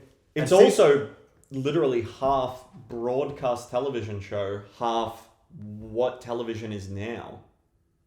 Serialized. Yeah. Lost really is like 50%. Transitioning. Yeah, like different. And the fact that, like, I don't know if you watched that Damon Lindelof interview I sent. Definitely watch it because it's incredible. But he says it was the beginning of season 4 is when they told them how much longer they had left, which is why the show becomes so much more focused from season 4. I remember when season 4 was getting announced, they're like, we're doing 16 episodes. 16, the writer strikes, it came down to 14, 17, 18. I was like, they mixed up the numbers. It was going to be flat out, even. Yeah.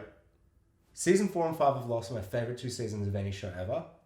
Game of Thrones used to be up there, now it's the bottom of the barrel. But Lost, I've just rewatched the finale, the last 3 episodes with my brother. He's watching it through his girlfriend. The greatest thing I've ever seen. I love Lost so much. The more crazy it gets, the dumber, the more insane people say. Like, the things that happen are so stupid and insane. And sometimes, I remember because I'm like watching it with my brother, we're going like, yeah! And his girlfriend's like,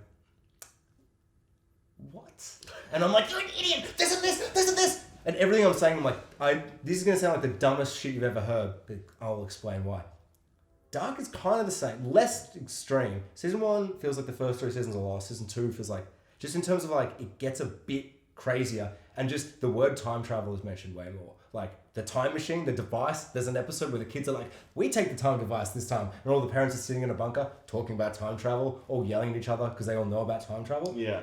And I guess I just wanted to bring it up because it fascinates me that for some reason, with this other show, as soon as it hits, that's my favorite stuff in the world. And with this, there's just an element of it that I think, you know, it's the mystery box issue. It's like once the mystery box is opened and I'm looking inside and I see what the box holds, there's just, the allure is just slightly gone. Whereas in the first season, there's characters like Charlotte being like, the birds. It's happening I again. remember this. Yeah.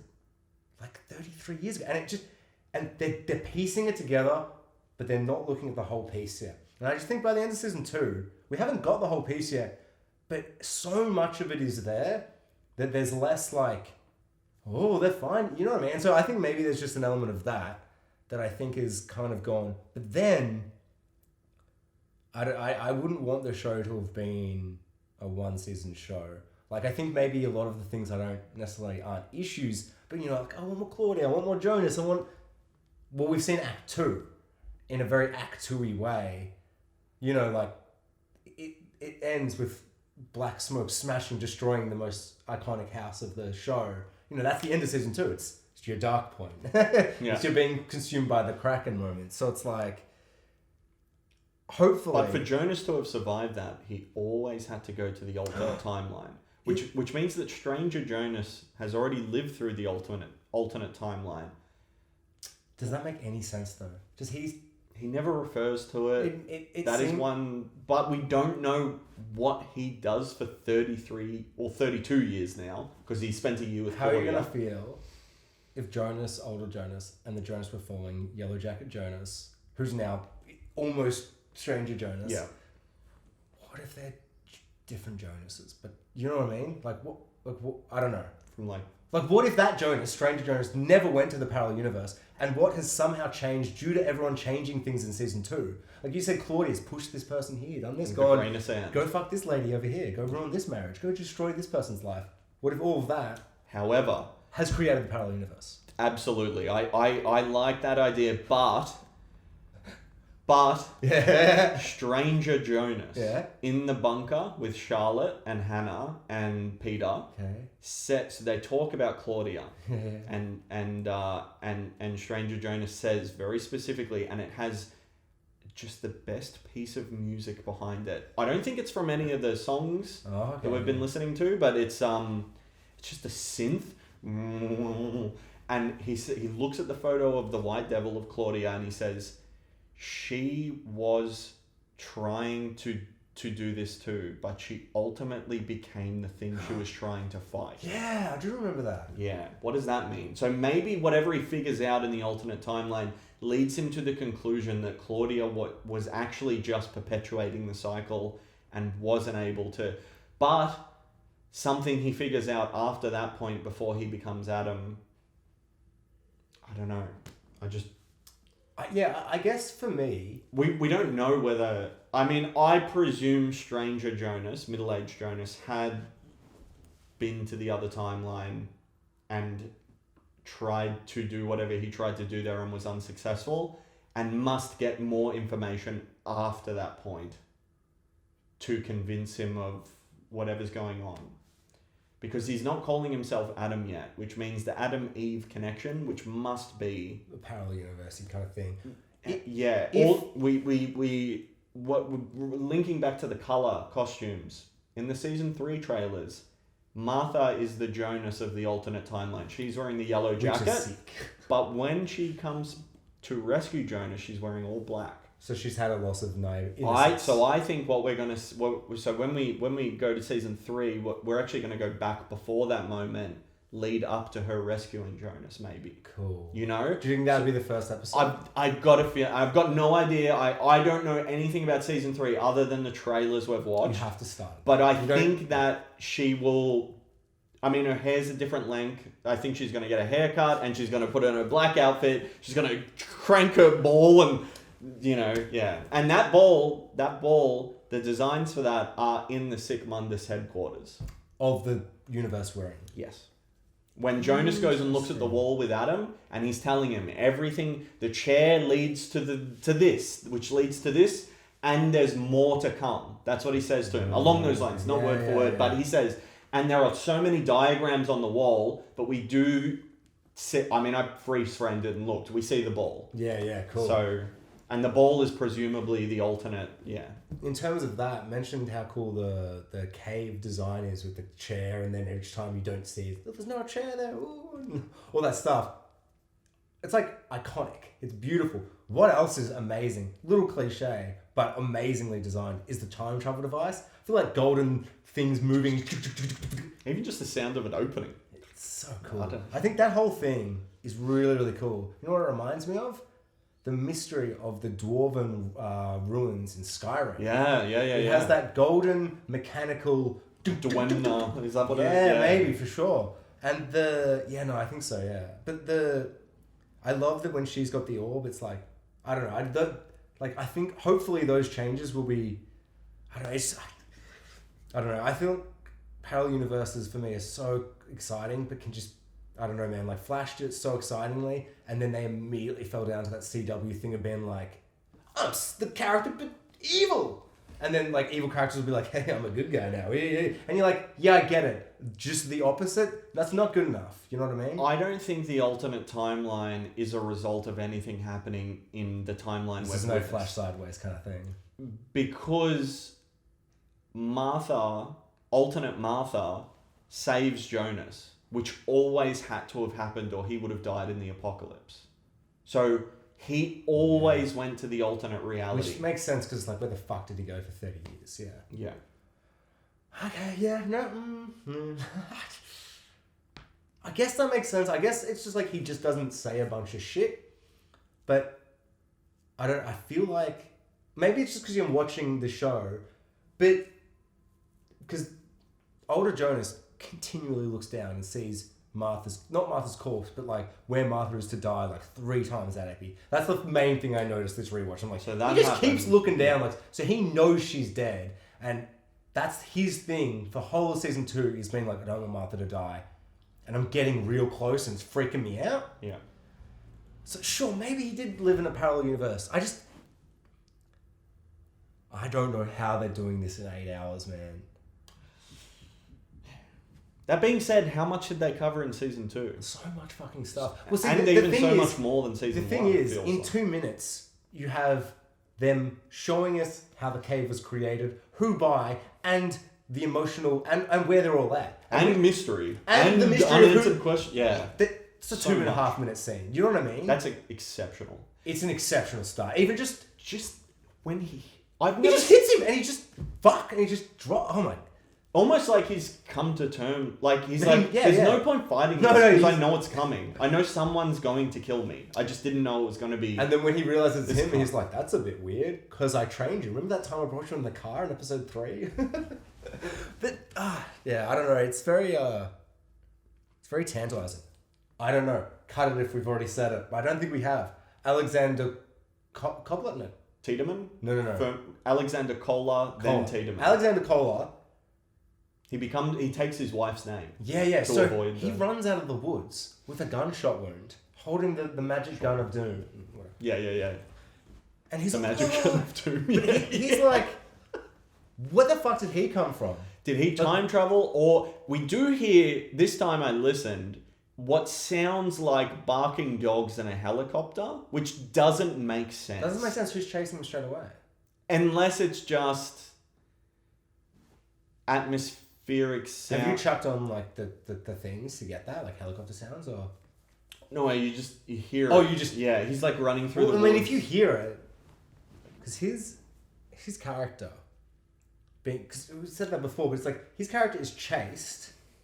Well, not necessarily chased, but like he has presumably murdered that guy's brother, but that guy comes, like the police chief. Clawson. He comes in, he's like, twist reveal, my brother. You are not my brother. That bit where he's like, I know one thing, you're definitely not my brother. And he's like, oh no. And he's like, I took my mother's name. Clawson. Yeah, and it's like, and he's like, I just did the same thing you did, but you murdered my brother, you motherfucker. And but I don't know, that how that fits in and who's manipulated him to get there, I think is really important.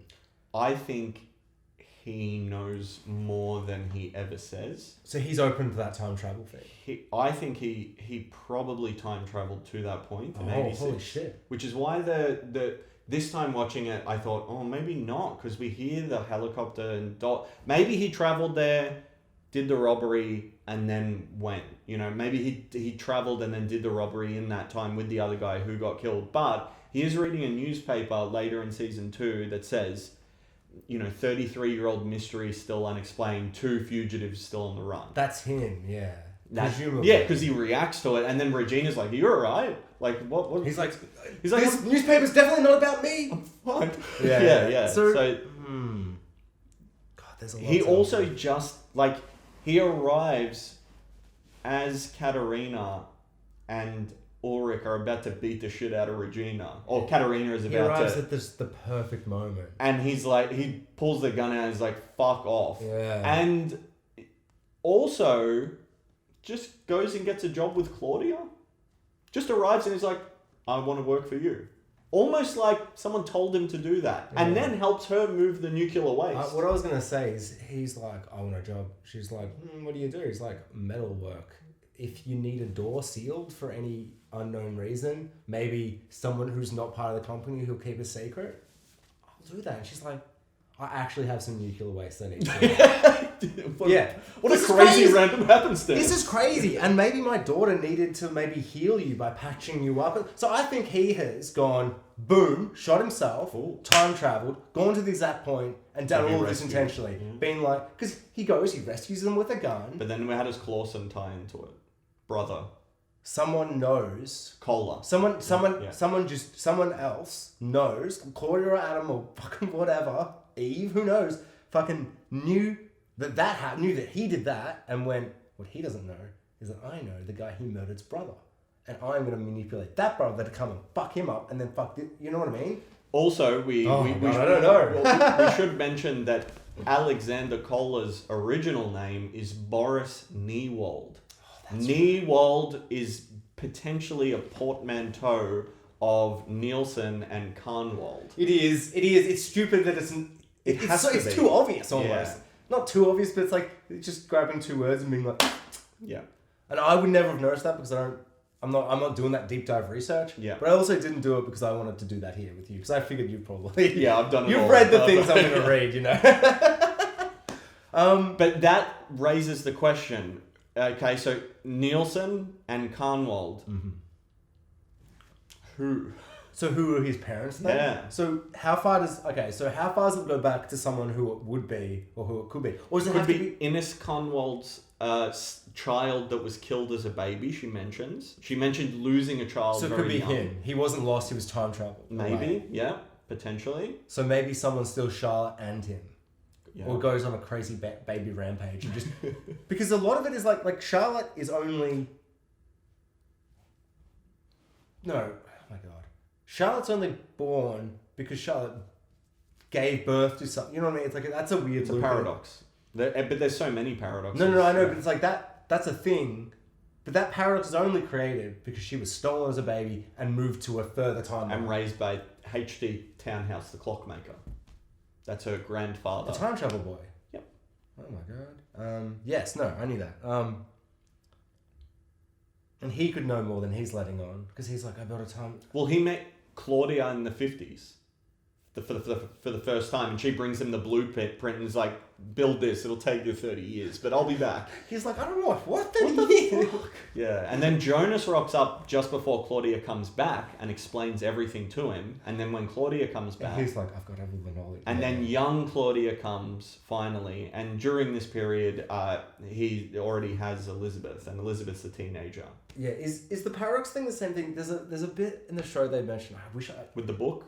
That's a paradox too. But he never wrote it. Yes. Yeah. He never wrote it. He's just given it already written, so he wrote it that's the bootstrap paradox they're talking about? Yeah. When he says, do you remember which character explains the bootstrap paradox? I believe it's him, or it is Stranger Jonas to him. Yeah, right. Because that for me was like a moment of like, and I think someone literally says it's like the chicken or the egg, and I literally had to like sit there for 10 minutes and be like, Oh my god, what actually, like, I know it's like a cliche and a joke, but it's like, seriously, what came first, the chicken or the egg? It doesn't make any sense. It was a single-celled organism, which multiplied. Oh my god. And then multiplied. Is that actually the truth? And then multiplied. So there's a... All life on Earth stems back from a single-celled organism. Trees and humans. Everything is a family tree on Earth. So do we know? Presumably dating back to one cell. Okay. And that's the evolution, like, theory. Yes. Okay, because when he was saying that, and it sounds so stupid, but it's like, I was literally like, yeah, like the chicken and the egg, but then I was like, yeah, because the chicken get...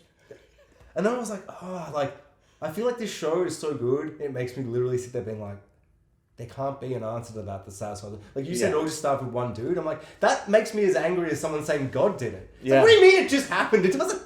Well, the only thing I can think of that kind of explains what we've seen in the trailer is that Bartosz somehow travels to the alternate reality, impregnates Agnes, and then travels back to the other reality and also impregnates Agnes, resulting in 2 Trontes. But he is the starting point of both. And that's it. I would love Bartosz to be the main character, or like the epicenter of everything. Is that what he was doing when he was traveling? Banging Agnes. Oh my god! Who knows? So it's so funny to imagine like that scene where it's like him tied up, like, and it's like reverses time, and that's insane. It would be interesting. I don't know if that's... He can't have been doing anything too integral because he's just not aware of enough. See, that my other issue is that when he loses the time travel device, I feel like he hasn't done anything yet. He's like, what was I supposed to do? And the characters literally say, maybe your thing was just so that he says, this is not what was meant to happen. This is not what Noah told me. And then Franziska says, maybe it's what was meant to happen the whole time. Okay, no, actually, you're right. So maybe he did do something. It feels like he didn't time travel. But when you said, all the lights flickered, then he appeared, I'm like, oh... Time travel. Yeah, the whooshing time travel sound. He did. Yeah. And he walks out with the machine. And he's in the caves. And you travel in the caves. I guess my brain was like he was going to do something. They stopped him and that was the issue. But the issue is he's come back thinking something's going to happen. And then he's like, wait, what's happened? But maybe what he's done is... I don't know. There's something about him being like, yeah, just because I don't know, when it starts off... I don't know. So they're going to... At the end of season 2, Magnus, Franziska, Bartosz, Stranger Jonas travel back, presumably to 1888, and get stuck there. At the beginning of season 1, Stranger Jonas arrives back in Winden and goes first to HG Townhouse and says, fix my time machine, it's broken. So at some point the time machine has to get broken in season 3, right, presumably. Yeah. But I'm guessing that they're just going to get trapped in 1888. And whatever discoveries they make, because they have to build the God particle, because in 1921 it's there with all of the Nikola Tesla inspired, technology. Yeah. And the new machine, which allows them to travel to any point in time. So they've like cracked it in that period. So it's not just 33 years anymore. They can go anywhere, and presumably during this period. And I'm guessing it's Stranger Jonas between that period and becoming Adam who writes the book. Yeah, because someone poses that at one point, like, who wrote the book? And whoever's written it has seen both the past and the future and the present and and they knew all of it. They know every single person that's traveled everywhere because there's lists. People have also taken screenshots and looked at things and the dates align with the dates in the show that people travel. So it's literally just lists and explanations and Also, big thing that I think is really, really overlooked with the series, which is right in your face, are the maps. Okay. The maps of the Winden caves that Jonas gets, that Katerina gets, they're written by Michael. Yeah. Because there's notes on them that people have translated from German. Things like, I'm starting to lose my memory. And it looks like what happened is he was charting all of the caves, trying to find that tunnel again and couldn't find it. And then decided he was stuck here, so... Well, there's a note from 2003. Yeah. Which is about the time Jonas would have been born, which is probably when he gave up. Oh. Because he went, "I've that's got a why, son." that's why you would give up. Yeah, there's nothing more important anymore. You got to raise your kid. Oh. So it looks like from about that period until 2003, he was charting the caves and trying to find it, but couldn't. And so Jonas goes to the caves with the map, and he can't find initially because you need the thing with the. But Stranger Jonas writes that in red. Follow the signal later in the series. The signal is these things have a radioactive connection to the. Which Stranger gives to him. Yeah, I only got that I think in one of the last few episodes as I was watching. And then follow the signal. And then Katarina also gets the map. And then finds the door. Yeah. But it all looks very different. Timey-wimey flowing through the cave. Yeah, fuck it was. And she opens it and there's it a bright light. Yeah, so where does she go? Maybe alternate timeline, maybe... Who knows? But I think something different's happened with her. Yeah, because that stuff... There's more with particles Katarina. and all the shit was moving through and stuff. But that's uncaused by her. That was just... She just happened to be looking... When that other dude well, she says to Jonas, she's like, how do we fucking use this machine? And I'm pretty sure basically tells her to get fucked. Right, and then she's wait. And then Jonas tells her the caves are back open. My previous self just opened them with Claudia. Right. And then she goes, what? The caves are all right. And then goes. So she always traveled, presumably. The only one who might not have always traveled, it seems, is Hannah. Just because of the calendar. Just because we know she never marked off the 21st. That is... And if it's a mistake, I'm going to be so disappointed. I don't know. It can't be a cutaway shot. If it was just a wide shot and it didn't add up, I would presume that it's... But a specific cut... I just think that... No, it's specifically cut in, but it's production issues happen. There's a horrific scene in Buffy, the Vampire Slayer show. Great show, but they're on a schedule and this doesn't matter. But there is a scene where a character grabs a cup and drinks it, and then it cuts from the wide to the close up, and she picks the cup up again and drinks it. For real, and it's fucking it's every time someone smokes in a show or movie. Yeah, I can't stand it. Yeah, and it's one of those things we go, all right, but things that are avoidable, but mistakes on set only happen if no one cares anymore. A la the Star Cup's Game of Thrones Cup. It's not happening in season 1. It's just not. Yeah. They just didn't give a fuck anymore. Dark cares so much about the details. Yeah. Every time I feel like I have an issue with the detail, you're like, actually, the colour is representation. It's okay, whatever. I'm wrong. Okay, fine. But it's so precise. Yeah. Oh fuck, I'd be so angry if that's just nothing. Yeah, if it doesn't go in. Because when you say that, when you said all that, I'm like, that's the feeling I got when Egon goes, lighter? When she's like, I'm staying here. I'm like, oh, this is fucked up. And it's more fucked up. And they're giving you that feeling because this is new. And it's a huge development. It's also the last moment of season 2 with them. And the last moment of season 2 for everyone else is potentially Charlotte has accidentally gone into the future apocalypse. We don't know what's happened. They touched... It went. She could be fucked. She does. I really focused on this and freeze frame. Okay. She gets sucked in the same way Jonas did when he touched. Yeah, that's what I figured. So she has to be alive. Yeah. I'm fairly sure we see her in the season 3 trailer. Charlotte with longer hair. Could be a parallel universe though. That's true. Yeah, very true. We don't know anymore. We don't know fucking anything now. Just the thing. Just because we mentioned the portal in the season 1. Something that we just haven't mentioned that I think is an incredibly horrific setting is that it is, at the start, it is a show where it's an old town, it's a small town, there's a murder, someone's killing kids. And they're in a bunker with and it's still before the show goes all time away, it's more Borg or some show my mum would fucking watch. But it's you then get with that first reveal of being the wallpaper. The wallpaper. Yeah.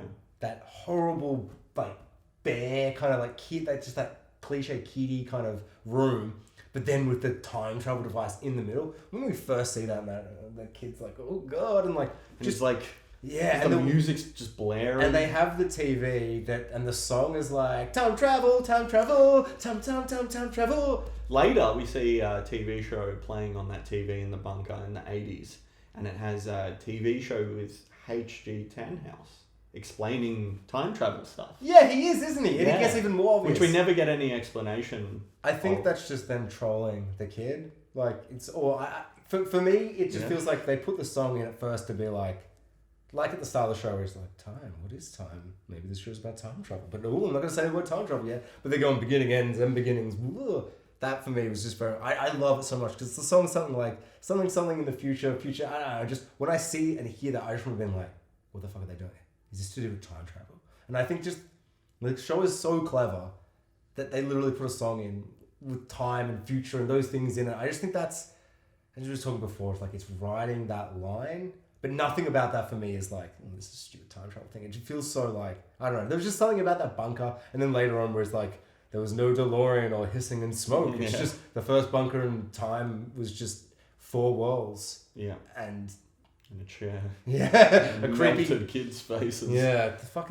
The melted eye lines is horrific. Terrifying to look at. When he pulls Mads out and it discovers the scar. It's so unsettling. I don't know why. Really great makeup and shit. Yeah. I just wanted to mention that bunker because it's like I don't know. The show starts at such an interesting point, and we move so far beyond that bunker and beyond characters like, I don't know. It's interesting because Helga is convinced to do things, then Noah turns out to be just the same as Helga, and then potentially Bartosz is gonna end up being the same if he's the one getting killed. It's very, very similar. I don't know. I keep mentioning it, but it just reminds me so much of Lost, with like you start off, spoilers for Lost, Jack and Locke, and then eventually, like after a few seasons, you're like, oh, they're not really the main characters. It's more about Ben and bloody Alan Dale from the OC. What's his name? Charles Woodmore. Oh, is he? Oh no, but like is he in the OC? Yeah, he's the dad. I haven't seen the OC in so long. He's Marissa's dad or someone like. He's the old man. Right. Okay. No, not Marissa's dad. Maybe he's Sandy's dad-in-law. Like. Yeah.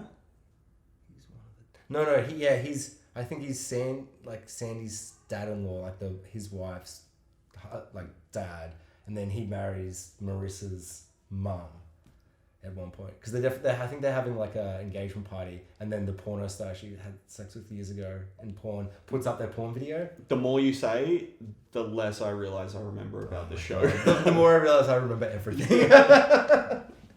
But then like in Lost, it's like, oh, and then these guys are, everyone else is a pawn to them, and then you're like, by the end you're like, oh, they're just pawns to the guys above. You know, it's that you think you're watching the king and queen play, but then they become the knights, and then they become the pawns, and I think this show is doing a really good job of that as well, in terms of like...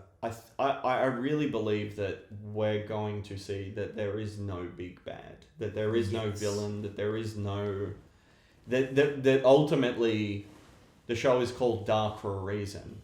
And shows are called things for a reason. Yeah. And creators of shows name things. And Lost.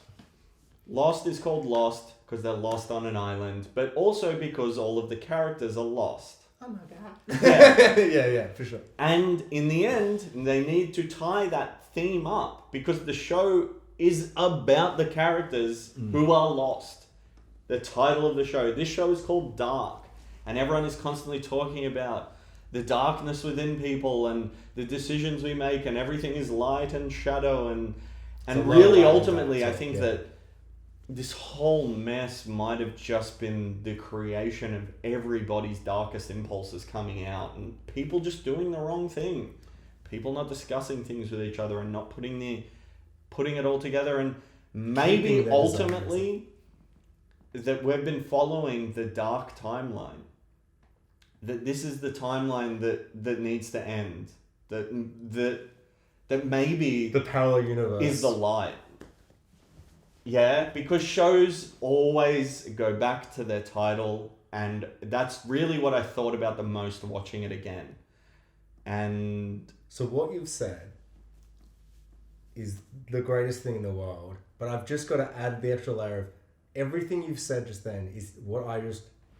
My peak thing for what I wanted the Justice League movie, what the greatest thing in the world would have been, is to end the Justice League movie and just have a portal open, and instead of Darkseid rock up, have all the Justice League rock up and be like, what's going on here? Why is this Superman and Batman a cunt? Let's kill them. And they just beat the shit out of them. And the movies we've been watching, Batman and Superman, which I kind of love, but it's a murderous Batman and it's a soulless Superman. The decimated metropolis. What if that was just the injustice world? Yeah. And that, I mean, that's what he would have made. I don't want to get too deep into this because we'll get to that one day. Yeah. But that would have been the greatest thing in the world because I love the idea that you're following evil people. And then I think it would have been even better because they didn't mean to do that with Man of Steel, but everyone's like, he's a fucking cunt. Why'd you make him like this? What the fuck? And then they just doubled Zack Snyder down. just leaned in. Yeah. But then we're just like, they kind of didn't lean in. But it's like, that would have just been the coolest thing in the world because then you just double down and be like, yeah, these guys are bad. This is dark. But bringing it back to dark. Holy shit, would that blow my mind? And I generally don't even know if that would even consider in my brain that would be the universe they have to pick.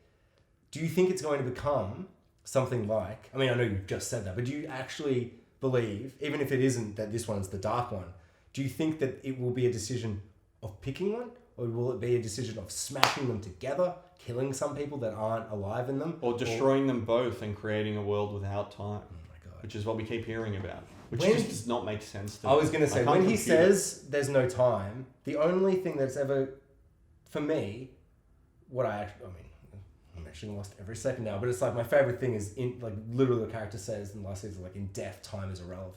Like, he says that. It doesn't matter. Yeah. But, like, that's my favorite thing. That was, like, an idea I had of doing this Purgatory story before I watched fucking Beetlejuice. I'm sure everyone who's ever wanted to make a film is like, Purgatory. And I'm like, in a waiting room, doing this thing. And someone's like, yeah, Beetlejuice did that. We've all been to film school. Just stop writing your scripts.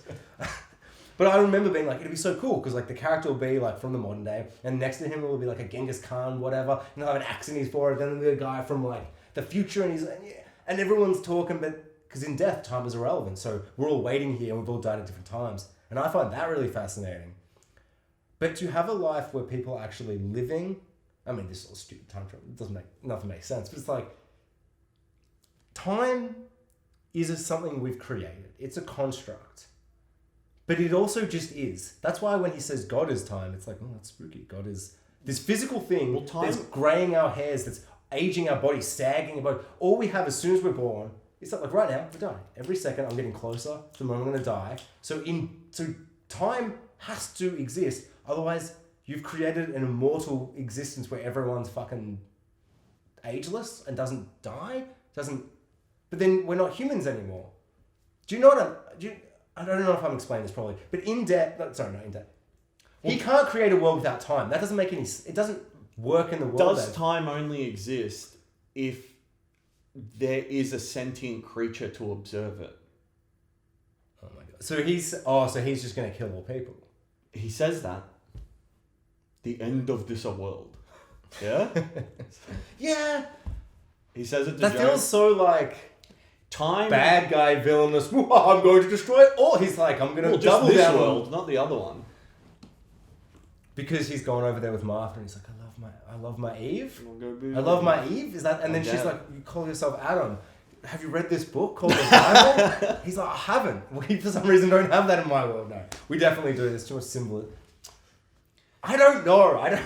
but it's like when people go to the International Space Station and Wait, I know darker in the real no, in the real world. Okay, I was like, oh, what episode? So in the International Space Station is orbiting Earth. Yeah. And it is essentially time is just the effect of gravity on an object with a large mass. Oh, okay. Wait, what? So if gravity affects you differently, time works differently, which we see in the International Space Station. So someone who lives on the International Space Station for a year and then comes back is slightly younger. Say if they had a twin, they were both born at the same time. Mm-hmm. One person goes up into the International Space Station. A year goes by and then comes back. He's actually slightly younger. Slightly less time has gone for him than the man who stayed on Earth. This is exacerbated to the nth degree in Interstellar. Is that a fact? Yes. That's why Interstellar is so exceptional to me, because it takes that math and then turns it up to 11. The same who watches the video? Well, it's family. That's the only scene that I remember the movie. And like they go to the planet near the event horizon, the black hole, and essentially the black guy who stays on the ship, he says, you know, time's gonna work differently. If you go down to that planet, every second there is like an hour on Earth. Yeah, that's the scene. And then when they come back, it's been like 20 years or whatever. Yeah, the guy's like aged and the soundtrack. So in that scene, the whole soundtrack on the water planet is a ticking clock, and every tick occurs an hour is going by. Oh, really?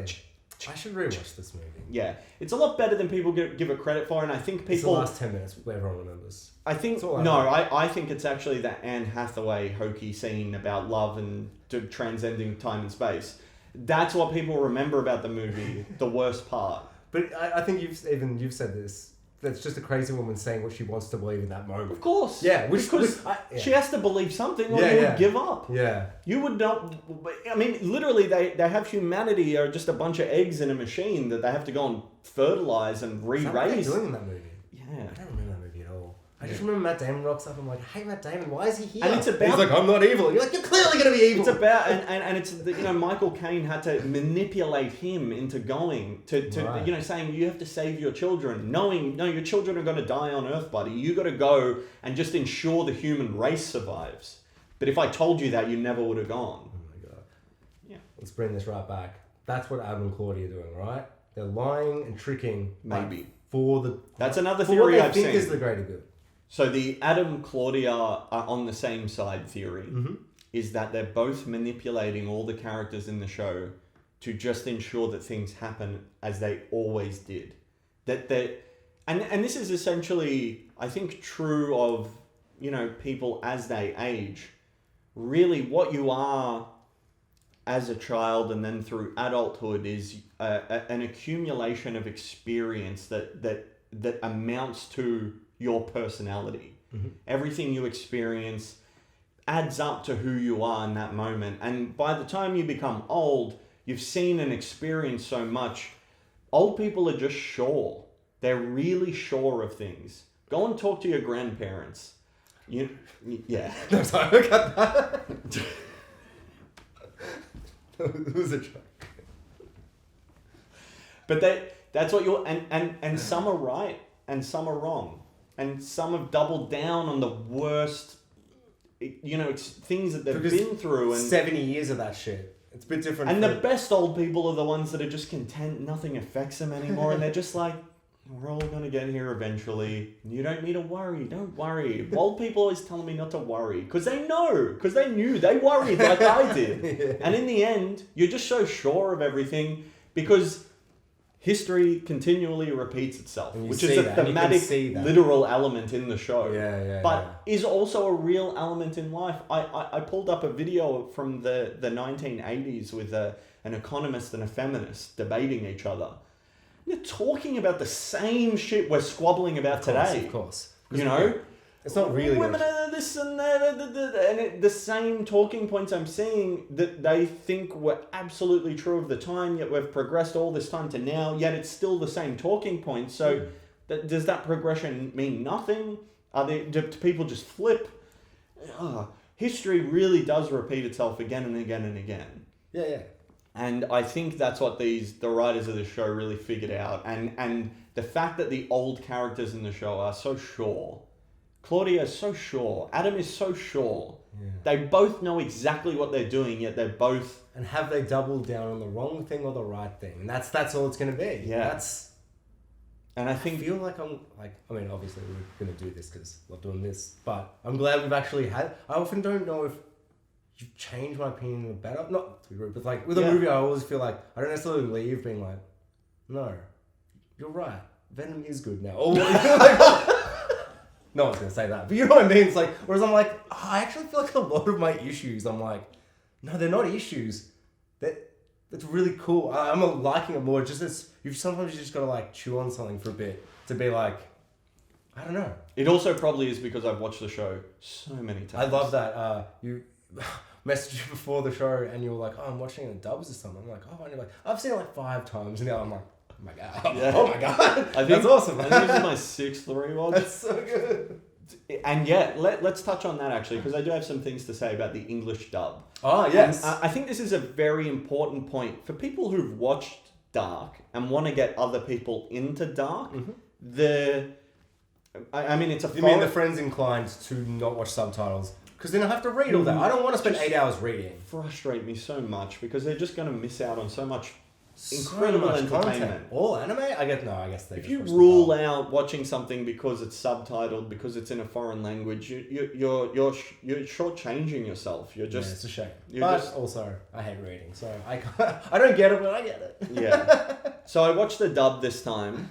Yeah. And a lot of people have big problems with the English dub. I have huge issues. Yeah. Because I watched the first season years ago when it first came out, but I was overseas and I had just I just remember there were moments where I'm like, I just don't want to have to read on my little iPod. Yeah. I just want to fucking consume more of this show. And as soon as Ulrich started talking, I was like, no. Do you know who did it for me? Who is the absolute most unforgivable? Nah, all I remember is Ulrich wasn't good enough. That's all I remember. Noah. It's all in his voice. Yeah. It's all in his performance, and it's just some dude. Yeah, who's reading these lines. Who's not the dude on screen? Yeah, it changes the entire. I'm not surprised. I mean, that character is not the same character when he isn't delivering a monologue with that intensity. Yeah. Yeah, holy like shit. Yeah, it be just also littler things that don't affect it as much. They've just miscast people. Young Hannah is voiced by what sounds like a 20-year-old woman. Really? Old Claudia just sounds like a 30-year-old woman. maybe they just got the same. I would listen. Different people, okay. and the guy who they've cast who they can because it doesn't matter. It's just some Netflix show. It probably wasn't big when they got it. I mean, it wasn't. The guy who does the voice for main Jonas, just 2019 Jonas, I think is really good. And I think he does, as good. Fits it in, and you feel the emotion in every scene. And maybe they just focused more on who they thought were the main players, but then Ulrich they botch. Yeah, they botched 100%. I mean, I can't it was remember. less significant to me because the Noah one just stood out. Like as you say that, to the point I went no. His monologue. I'm just switching back, and then I'll go back after. Oh, wow. And It just was a different scene. I couldn't believe it. I still can't. But there's a lot of miscasting with the dub, and I think now with the show, it's so big. It's getting bigger and bigger. It was voted like the most popular show on Netflix. Really? I think it's the best Netflix original show. I don't think there's a better one. And I'll qualify that by saying if they botch the ending, maybe I will retract that and... They'll have to botch it pretty badly, man. Yeah, I think even if they go with an obvious ending, the journey has been enough for me. The journey has definitely been enough. I just suddenly realised, though, that what will happen is that the last 2 minutes will make me so angry and annoyed. Because the only consistent thing about season 1 and 2, apart from it being awesome and the sounds, which actually I take that back. They're not as extreme in 2. Well, I'm going to get to that because I know you said something before, but I disagree. In season 1, the last 2 minutes are terrible, and in season 2, I think the last 2 minutes are kind of terrible. I mean, it's not necessarily going to be terrible. It's just a character rocking up and being like, I'm not your Martha. But it's only bad in the context of other things that have done it badly. No. Yeah. That is perfectly put. It is only because of the other shows that exist in the plethora of the world.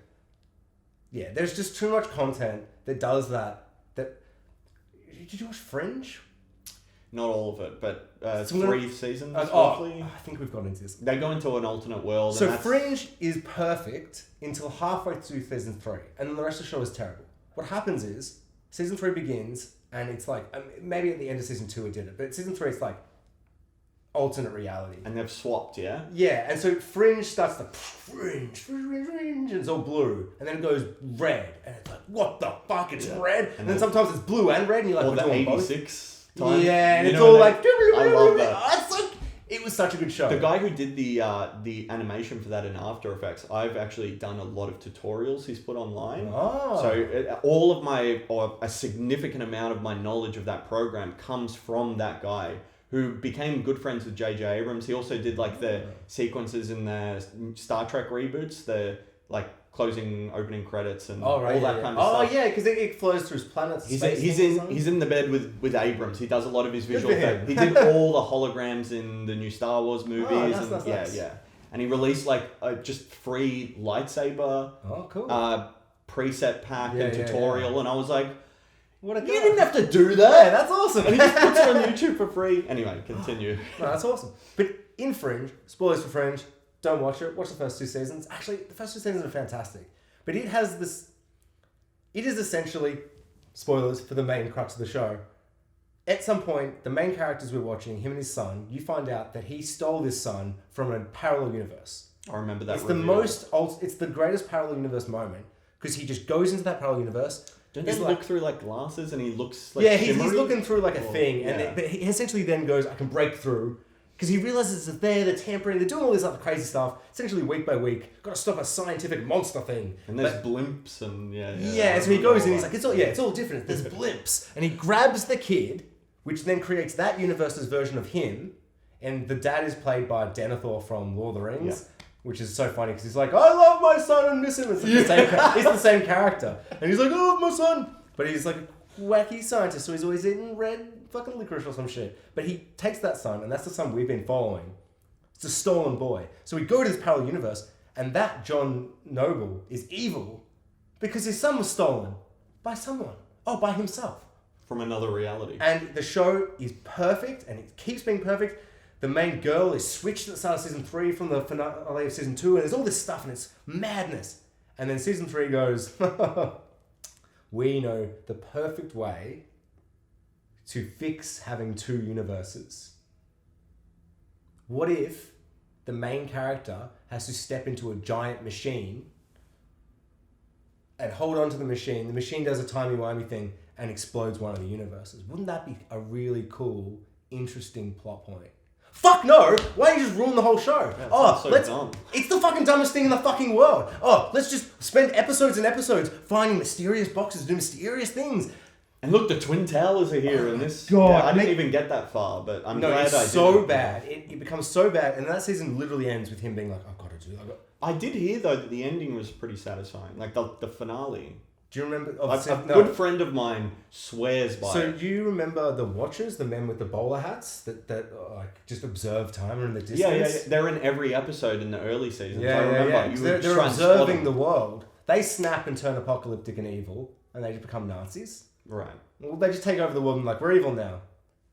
Oh. Is that satisfying? It was not satisfying to me. It was misunderstanding what they were as characters. Fringe is just another J.J. Abrams mystery box extravaganza. What they did is they had a core idea, 2 parallel universes. We're going to eventually get to that point, and we're going to reveal that the sun is stolen from that universe. That is all they would have had. But you know what they didn't have? The season 3 of Dark, which I don't even know why I brought this all up. But no, yes, parallel universes are amazing. The concept of them is the greatest thing. When Flash was in season 2, they were doing that. I'm like, this is the greatest thing. This is a CW show, and we're getting parallel universes, which means that characters they've killed can be in it again.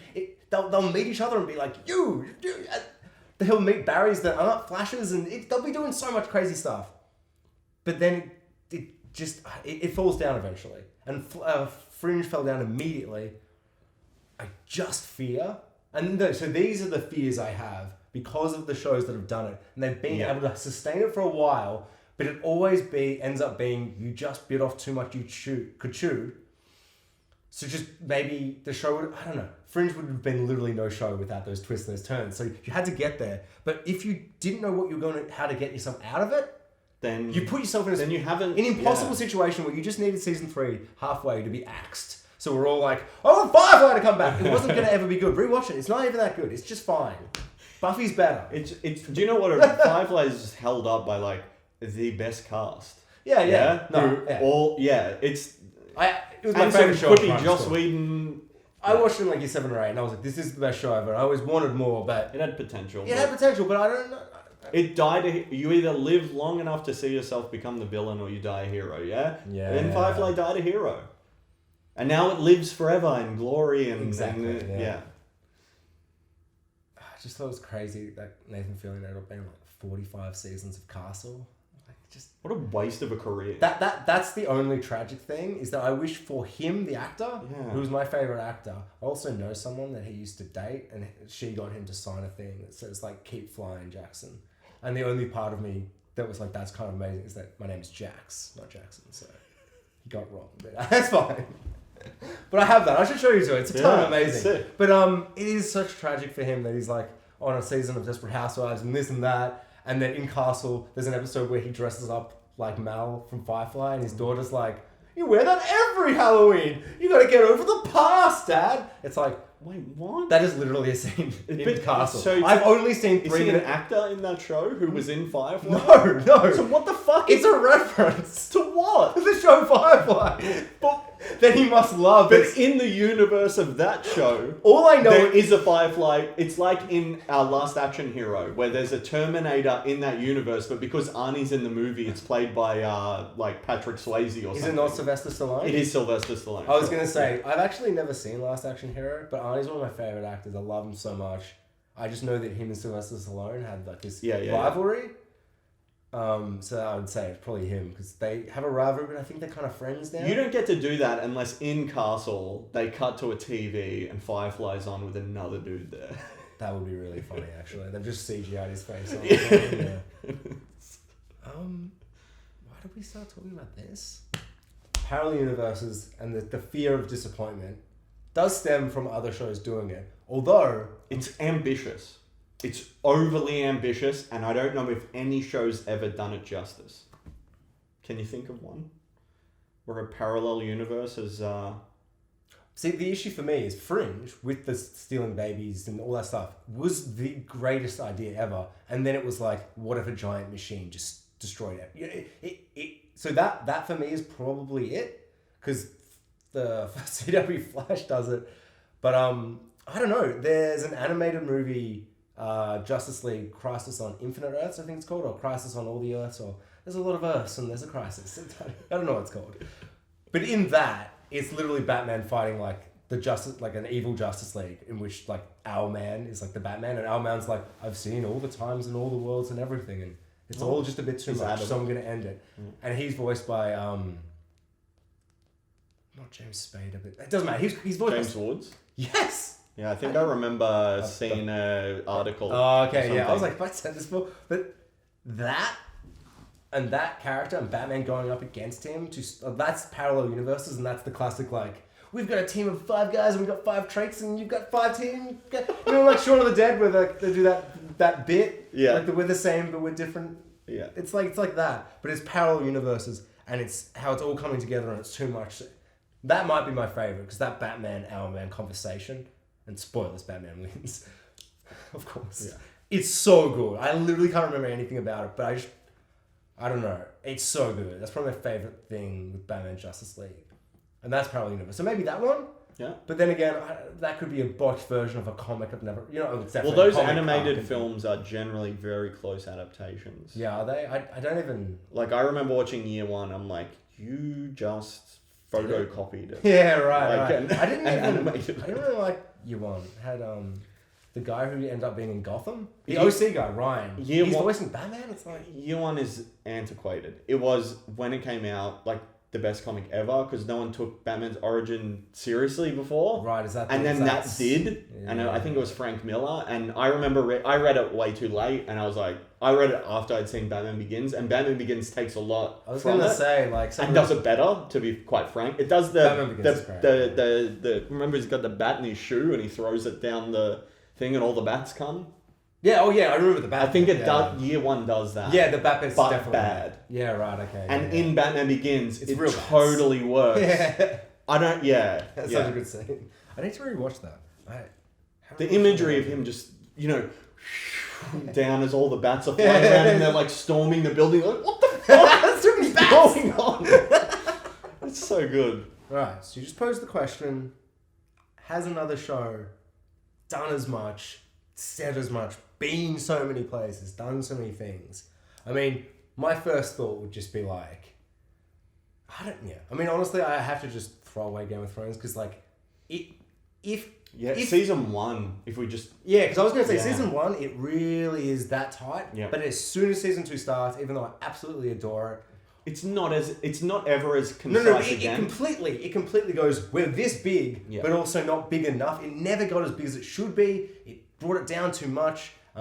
Just on a side note, just because I want to, Corridor did a video this week bitching about the Hound fight. Fucking garbage video.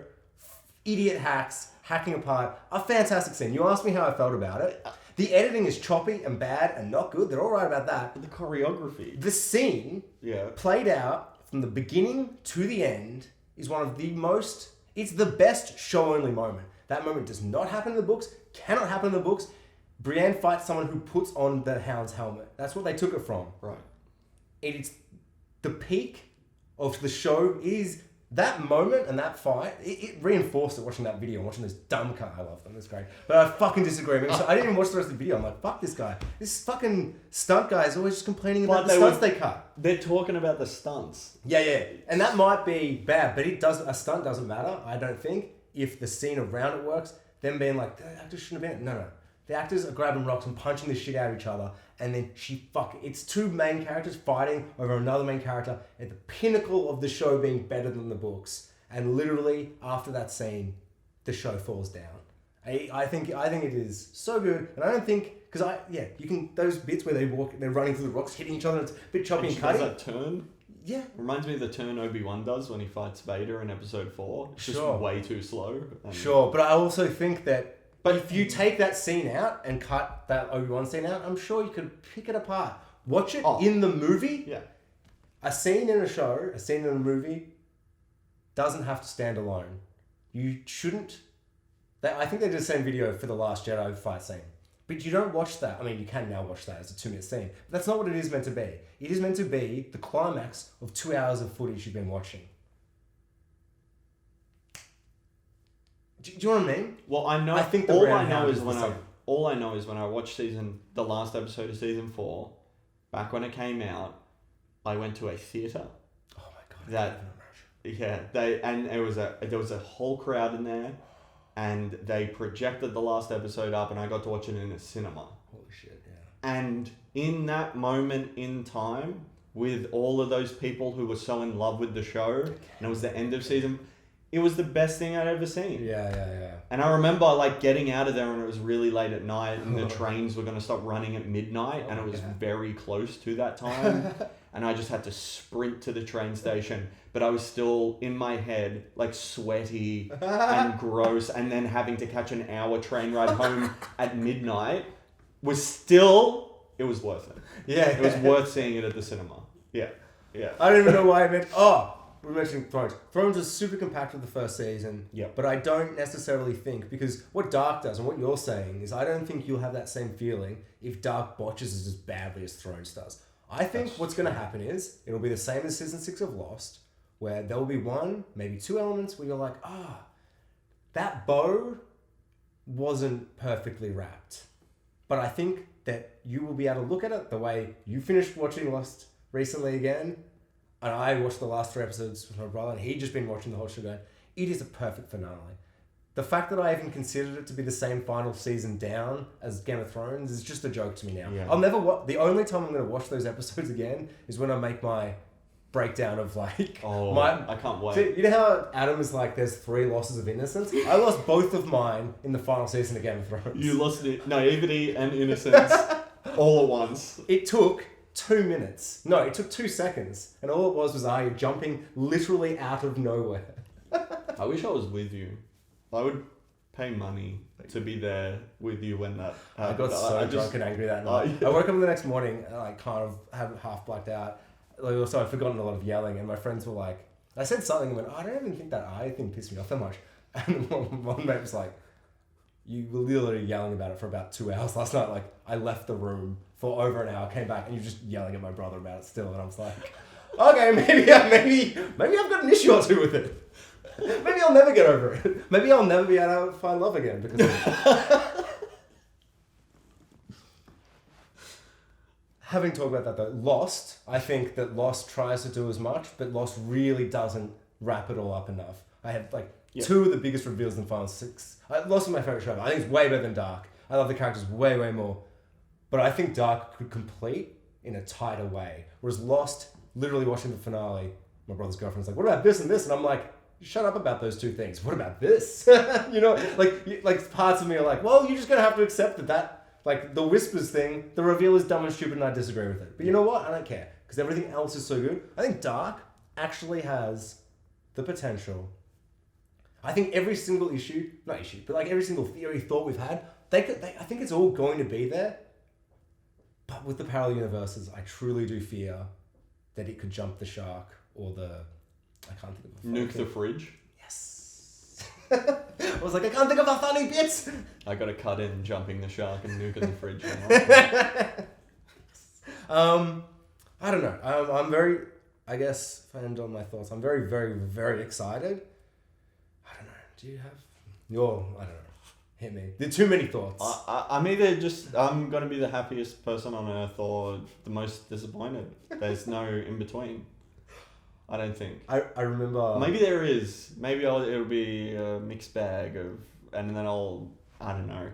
Because sometimes you watch something real bad and you lie to yourself for a while. And sometimes you watch something really good and miss the thing.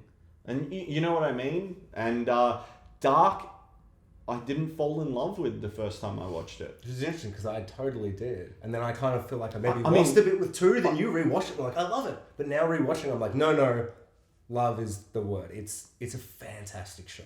I fell in love with it on it was the rewatch of it. I watched it all and it all played out and it wasn't that I didn't understand anything. It was, sure, there were components that I didn't put together until after. There were just scenes. That's how it's meant to be. For sure. Yeah. But it was really like being able to process the characters and their relationships and where everyone is in relation to each other and the intricacy of the world and how it was all weaving and folding back over each other and just the idea that we still don't quite know. As far as the show goes, it seems everything is quite deterministic, that there is no way out of this nightmare. Every time they try and change something, they've caused and affected it. So for me, if they're not doing deterministic, they need something really, really brilliant. Really brilliant for it not to be that. For there to be a moment in which determinism is out the window and there is a clear choice, you know? There's like a split. Like the opening credits are like that. Then the world needs to literally into 2 paths. Yeah. And the character has to walk down one of them and needs to be able to make that choice. And I don't know who it'll be. It would probably be Jonas, thematically speaking. It's our main character. It would make sense. He's the one that has to make the choice. But it could also be Eve because just looking at the mythology, the Christian mythology that builds it, that's the temptation and the, I don't know. A last thought I have is that, I feel like every time I say anything, I'm like this other show. But I'm like this one other show I keep mentioning. But I don't want to explain why, but in Lost, there's a moment towards the end where the two main characters are both like, I think this is going to happen. I'm going to do this. And the other character's like, I'm going to do the exact same thing, but you're wrong and I'm right. And this is going to happen. It's the greatest moment of the show. When I rewatched it, I was like, oh my God, is this what happens? I forgot. But I want Adam and I want Eve, or Adam and Claudia, whatever it's going to be in terms of those two forces. Because it seems like Adam and Claudia are those things. But I want them both to be trying to do the exact same thing, but they both think different things will happen because of it. Because for me, that's really exciting. I forgot how exciting that made me until when I was rewatching Lost, and Jack and Fake Locke were both being like, I'm going to do this. And the other one's like, what are you going to do? He's like, I'm coming with you. I'm going to do the exact same thing. But guess what? You think this is going to happen, but you're wrong. You're a dumb cunt. This is going to happen. And because this show is mostly characters following people of faith, which is essentially the same thing as Lost. A bunch of people being like, yeah, Faith, I'm following you. And then being like, oh no, I was wrong. Why did I trust anything anyone said? And that's all this show is like people following people through faith. Like Noah's like, as you said, Noah's this young man who's seeing his older self, who is just so sure of himself, where he's like, fuck yeah, I'm going to follow this faith. Look at how sure he is. I want to get to that point. Which is the thematic, the idea that it's a priest that it's someone following something bigger than themselves. I love that. And that same. it isn't God. And that he even says that in season 1, you know, that he talks about the fact that he's following someone else, and that he talks to Helg about it, I think, in the bunker. Right. When Helg begins to doubt. And it fits perfectly with the fact that he's following Adam and trying to accomplish all of these things. And you have to, I suppose, if ultimately it just comes down to the point of there's a choice between us existing and us not existing. And if we exist, it's in this intricate, incestuous knot. Is that better than not existing at all? Probably. I mean, I would rather exist. Yeah. So that might be the fundamental difference between Claudia and Adam. She's fighting to keep. She's like, this world is imperfect but has value. And he's like, I don't want to fuck my aunt. He's like, all I ever wanted to do was fuck my aunt. Oh, okay, Still, right. And that's fucked. So I'm destroying this place. Oh, okay, yeah, right. Yeah, no, okay, yeah. Interesting. Maybe that'll be it. I also, we can't get away from the fact that this show is purely torture porn. Yeah? Like, we love watching these characters but it's so be tortured in these horrible situations. Yeah. And I think ultimately that's what the show has to be. Like, it has to. Yeah, there's a lot more torture to come. He's not going to be happy. I mean, fuck, man. The scene with Hannah and Ulrich at the prison. It's so fucked up. You know Ulrich doesn't get out of there. Yeah. So know, we know everything. We know he's not getting, but it still tortures you, even when you rewatch it. The thing that baffled me as well is Ulrich literally gets to the doors of the cave twice. I'd forgotten that he'd actually runs off with Mikkel when he's old man. They get so close. But he doesn't, because the passage is closed. Oh, is it? Yeah, he would have made it. He thinks he's that close, and that's for sure. Yes. I think is that he's. I mean, it's not cliche, but it's like it's so on the nose where he's like at the gates of the gates in a way, like at that hole, the beautiful location. Part of me is like, did they create that? Do you think, or is that? I don't know. Do you think it's a set? It's a set for sure. Because once they did the third change where it was really different, I'm like, that's. And there's bars on it. Yeah, I was like, that's. In the 50s time. They've got to be a set, right? They've got to, like, cause they keep changing so much, but it is such a great location. But yeah, just Ulrich trying to make it there and then getting tackled the first time and the second time getting tackled again, like, just. He's like, it's always been you. Yes. Oh. You just fucking arrested him 3 times. I love different points in his life. I love that dynamic, especially like. It's almost like the reason he didn't trust young Ulrich is because he had this like vague memory in the back of his head of that name. Yeah. You know, and then when it comes up again, and then Mikkel rocks up and is saying it, and there's just all these things jumping out. But Ulrich, I think Egon is the most believable character because 33 years is an inconceivable amount of time for me because I'm not even 30. Yeah. And I can't even imagine trying to remember something when I was fucking 18. I get a text from work once a week ago and I'm like, what the fuck? What is this to do? I don't remember what I ate for dinner last Wednesday. Exactly, yeah. Because it doesn't matter. You forget those things. Actually, I had, not an issue, but there's so many moments where they're like, you know, like when he says to Mikkel, his father, he's like, to tell him, he's like, ultimate fist bump? Because that's what Mikkel doing as a kid all the time. It's like, he did that all the time. There's one time though, where I remember someone saying, how does Captain America's flying buddy remember the on your left gag? That's too much for us. I'm like, no, it's not. That's when they met. He met by saying on your left. It's a reference to the time they were like joking around. Yeah, it was the time they met. So that's... And doesn't he say it a few times? You would remember it. Yeah. If it was just one time, I would be like, but he does it again and again. So I don't know if I have an issue, but I think it's so close to that. Just in terms of, that was 33 years ago. Come on, guys. Ulrich and Hannah, when they're young, sit at a bus stop and he's having a cigarette and he's like, oh, is this the apocalypse? He's just like, I'm not impressed or whatever. And she's like, yeah, I thought it'd be more glaring. And then later on, just before they fuck, in the flashback episode, that's just before the last 2 episodes, which I just love when shows do that, he says the same thing. It's like a storm's going on. He's like, oh, what is this, the apocalypse? And Well, They just say and more. You're missing another thing. I believe there's an earlier scene where young Hannah asks Ulrich, like, what do you want? He says a world without Winden. And then when they're on the swing set together, Ulrich asks Hannah, and Hannah says it back to him, and he kind of goes, oh yeah. Because she remembers that so clearly, but he's forgotten. See, once again, you fixed it. No, that's also, so awesome. Because she would remember, because she's a fucking obsessed creep. She's never gotten over him, ever. And that's terrifying, and she needs to get the fuck over it. You have Mikkel. He seemed cool. Also, I love the fact that, at the beginning of season 1, someone's graffitied no future. Yeah. And then later we see in Ulrich's room, and on his back, no future. Oh my God. Isn't it ironic that he has no future? That he spends it in an asylum?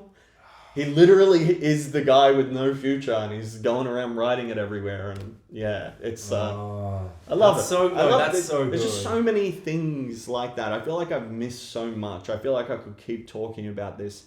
And we're going to come back and do season 3. We're going to do another episode. It might be a couple of weeks away because we will need some time to watch and digest. I'll need more than a day. For sure, yeah.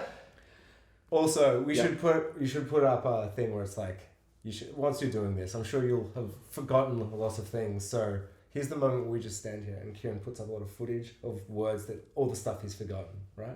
Yeah.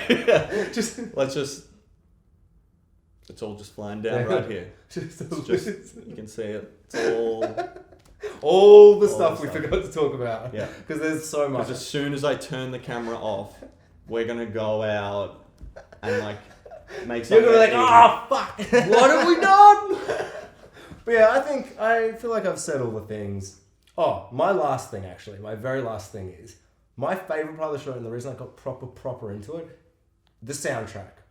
It ends every episode on maybe not every episode, but it feels like every episode on a song. Episode 3 in particular is incredible. I think it's the finale that has A Quiet Place. It's a quiet place. That's such a good impression. And those 2 songs in particular, but all the songs, just My Body is a Cage at the end. Oh, at the end, the Arcade Fire cover, incredible. The way they do that. Even just that's episode 3 of season 1. That's the best one. The vocalizations, there's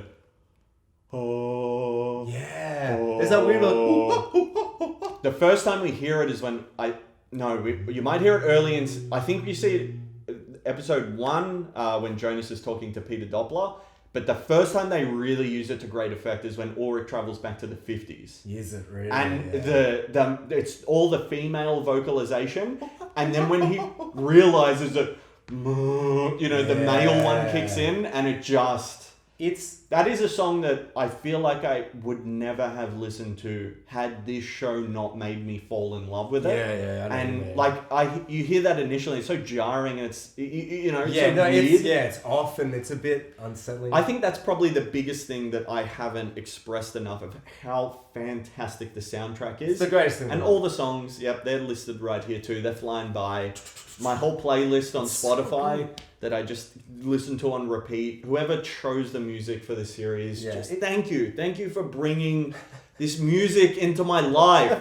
I fucking love it all so much. I love everything about this show. I love the casting. I love the cinematography. I love the direction. I love the acting. I love everything about it. The plot and the dialogue and all of it just comes together. And it's just my favorite thing. And it might not have reached some of the heights and the moments that say Lost or like a Breaking Bad or a Sopranos, or there are things that I've spent a lot more time with that I've watched a lot more that might have moments that are bigger, but as far as just the purest 18 episodes, I mean, this moment in time, I don't know that it will ever be better than this. So I just want to hold on to it for the next week. His last 5 days. Yeah, because it'll either become my favorite show ever, or you'll have to come back to it in a year and be like, do I still like this at all? Yeah. the sadness on your face. Fuck. For me though, I was gonna say that to end it, but for me, I agree with everything with the songs and stuff. I think the actual soundtrack, the music that's played in it, I heard a snippet for season 3 too. Yeah. And they've redone it in like another way again, because the way that in the 80s it's a bit different in the 50s, in the 20s. The 21 when Jonas goes back, Way back and it's to all their violin. Yeah. They've done that again with like synths and stuff for season really 3. cool. I heard a little snippet on the director's Instagram. Oh my god! I should get on Instagram. It'll be That's as good awesome. again. Yeah, I'm so pumped. Yeah, it does my favorite thing where it's like, I mean, I feel like this show is just so built for people who love Lost. It's like in Lost, it's like we're on the island, we're doing a thing, and then a character's like, I'm Michael, and this episode's about me, and then it'll be like, and cut to Michael off the island. This just does the same thing but different. I have to. It even does the, which. Yeah, because in Lost, it's like a plane kind of sound of some sort. But it's that same. And the way it kind of goes, just the music is so perfectly built for my body, I feel, where it just goes. Just the way, like I sit there, like I literally can remember I was in Thailand with, like I was traveling around at that time with a French girl, and I'm just sitting there on my bed, she's just sitting there asleep, and I'm just sitting there watching this show for the first time with the headphones in, just being like, this is too much. Like the sound, like I remember rewatching it and being like, the sounds are pretty good, but just that first time with not the knowledge. That's the one thing I didn't mention. The first time when I watched it, without the knowledge of exactly what was going on, that music actually made me nervous. And scared. I was scared at first. That's exactly what I was about to say, is that every time you rewatch the show, you lose the thriller element a little more. Yeah, and now it's not even a thriller. To me, it's sci-fi drama. But the first time I watched it, there are terrifying moments. It's a thriller child's gone missing story. Noah just cleaning the blood off the floor in the bunker. And then Ruth, with a tattoo. I'm like, what is happening? Another element I thought was so interesting is there's a bit where the little Charlotte, her daughter, Elizabeth, her mother. Yeah. I asked my girlfriend, her mum's adopted, and I said to her, hey, if you found out that we were going to have a kid and that was your mum and that you had to take her back to be adopted and then grow up and have you, would you do it? And she was like, what did you just say to me? Yeah. That's madness stuff. Oh my god. That's going to happen though. Not to you, sorry. But it's going to happen in season 3. Yeah. So Charlotte though, the girl was mentioning Charlotte. Oh no, with the little girl. What were we saying? Charlotte and Elizabeth. There's a scene in the early part of season 1 where her daughter tells her off, but it's like a motherly moment, even though it's her daughter, and she kisses her on the head. And it's like this beautiful, and now knowing what we know, it's so like it was there right from the beginning. It was all there. Even when because she steals a thing out of a thing, and she's like, "You stole shit." I'm like, "You're a fucking bitch." But no, she's a mom. I had a last thing to say about Charlotte that wasn't that, but that's. Oh no! What? I want to mention the pocket watch. Oh, okay. What about the pocket watch? She gives Noah. Off screen, by the way. Okay. Maybe we'll get this scene. Yeah. The first meeting of Noah and Elizabeth from Elizabeth's perspective. Because Elizabeth's a child. We see Elizabeth walking in the rain. We never see that. We see her walking in the rain. She finds a Raider bar, which is from the 80s. Which is now... That's what Helga's eating. Yeah. So she finds it, so like looks around, then it cuts. And then... she's missing for a while and then comes back home and is like, I met this man, Noah. That's when Noah's introduced. It's so creepy. He gave me this watch. And it's for Charlotte. So at that point in time... he's like, we're going to fuck later. He shouldn't have known at that point in time... that she was her. The relation of what's going on. Unless it was after he found the pages. Oh my god, this is what you're talking about, when Noah's actually some of the scenes we've seen before he died. Maybe. But after he found out the truth about Charlotte, where he's looking at the pages being like, what? Because we know that he can travel basically and anywhere under the And that is why church. we can't get a scene introducing Noah meeting her, because then that would contradict the way Noah's going to act. Sure. Yep. Because that is the last thing I was going to say. When I was rewatching it, I was like, why are we spending so much time with this little girl being missing? Oh, that's right. It's a mystery show and we think it's a weird serial killer.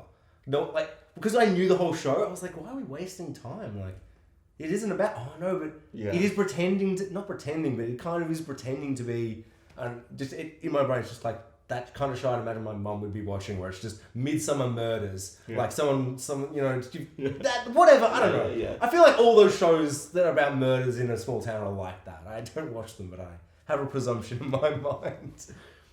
That is fucking fascinating though, because I remember thinking we didn't get it was interesting Noah wasn't introduced there. So he meets Mikkel, and I'm pretty sure that's the first introduction. Put up here if I'm wrong, but I'm pretty sure when he meets him, it's like in the hospital. Yeah, and it's like, I'm Noah. And it's like, what the fuck? Noah's in the wrong timeline. Because we keep hearing Noah's in this timeline, but then Noah's in the other timeline. That's the first trip out. But I remember being like, Noah's in every... No, but I think this is before we know that that's like, you know, when the show's not like, they're just time traveling. Perfect time travel disguise, by the way, Priest. Yeah. I love that perverse iconography or whatever you call it. It reminds me of a preacher where he wears that costume of a preacher. Because when you see a preacher, you just have a presumption of what they're going to be like. No, so he met Mikkel, so he didn't meet Elizabeth. No, he did, but we didn't see it. And I know that as the show's playing out, it totally works to be like, we don't see him yet. But I only think that really does work now that you've mentioned that he's going to be in between. That potentially. No, I reckon that's it, man. I reckon that, for me, that's a moment that should be in the show. One of his last, maybe. Like, it would be... That would be his last scene, maybe. Because I think that... I don't know, man, because he's presented as a villain at the start, 100%. Then the show goes into season 2 where there's not really a villain. I feel like Adam and Claudia both are lying, or they could both be villainous or not. Yeah. I think I want Adam to not just be the bad guy. I think that the main characters... Which Jonas, and we know Jonas, and we know he can never really fall unless the alternate world does some real shaping around, and Martha's just like... Psh, psh. But even then, he still comes back as a stranger and as a good guy.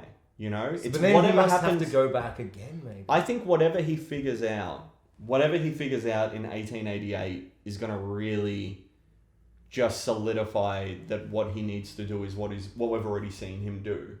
Yeah, you know, guiding everyone to the moments they need to get to, and killing Martha so that he's free of desire, so that he can eventually get to the spot he needs to get to do whatever he's doing. Do you think someone can be fully out of desire though? I feel like if you shot my true love and then immediately my true love jumped through a portal and was like, I'm from another world, it's all good, I'd be like, well, I'll fall in love with that one now.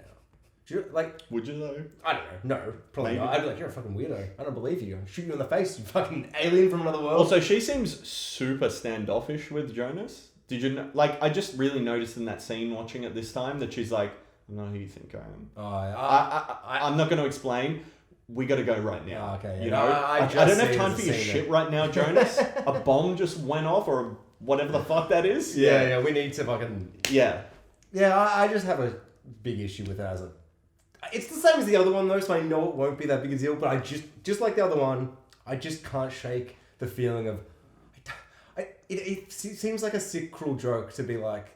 99% is great, but then the 1% I don't like is just the end. Because the ending just puts you in a position. You know what I mean? I remember watching Annihilation with a mate, and right at the end there's a thing with a flicker of an eye that can and he was just like, nah, and it really, and it just kind of changed his whole opinion so quickly. And I found it so hard to get through to him because of just the. And I think I'm kind of like that, where I'm like, yeah, I just can't shake that feeling of like. Sometimes that's just not how you feel. That's not how you end a season. Sometimes you're in the middle of processing something. Like the processing bar is like halfway, and then you get a contradictory plot element, and you have to like stop processing and like reprocess everything. Go back, being like, oh, I was going here, but now I realize that no, I must. Oh no, everything you told me is and just throws you off, and then you know maybe just being in a bad mood on the wrong day makes you hate a show forever.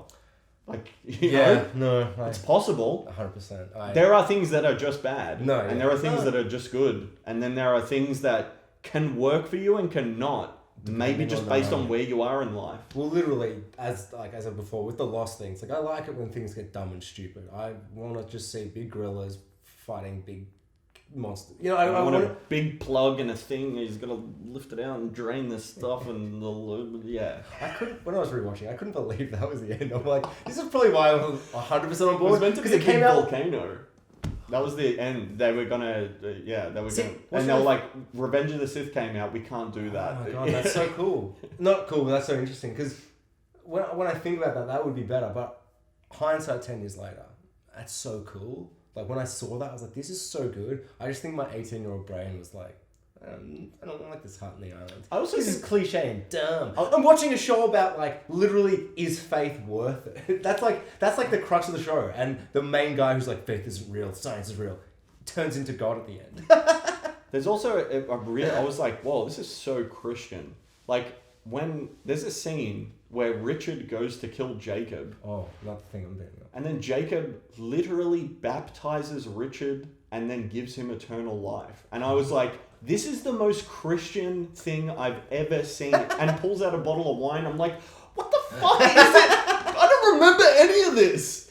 When did it... Jack's dad is named Christian Shepherd, for fuck's sake. I love that Kate says yeah, that. She's like, what? That's stupid and dumb. And he's like, this is lost. It's very stupid and dumb. But the show doesn't have a fundamentally Christian message.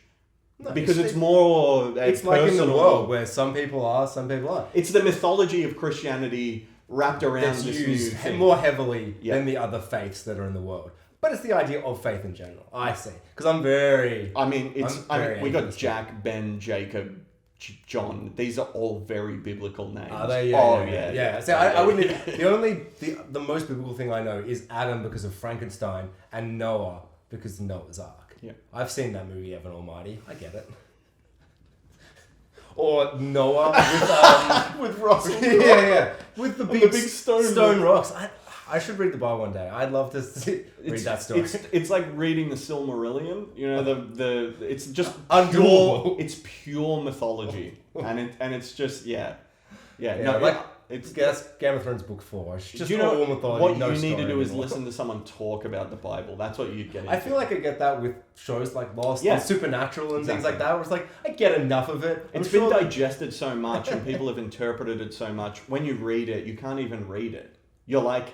I think it's Shakespearean. It's so familiar. Not like Shakespearean, but like... it was written thousands of years ago. I just hate that old word. It's been translated and Anyway, I think we've... exhausted the dark things. Last thought on Dark. Is there one main thing that you think is going to happen, just in a sentence? Like, do you think that Adam is going to do this, anything where you're like, this is the last thing that's going to happen. This is what I want to have, anything. I think if we're taking him at face value by what he's been saying, he wants to destroy the world that he's in. Because he hates himself. No, a reason we don't understand yet? Because I think... No, that doesn't add up. I said it and I didn't even agree with myself. I don't know. Maybe I just don't know what I want. I have no idea what I want. I want to be surprised. I generally don't know how this show can end because I generally think the way they've ended it so far each time is meant to be like, whoop, whoop. And it's very like, whoop.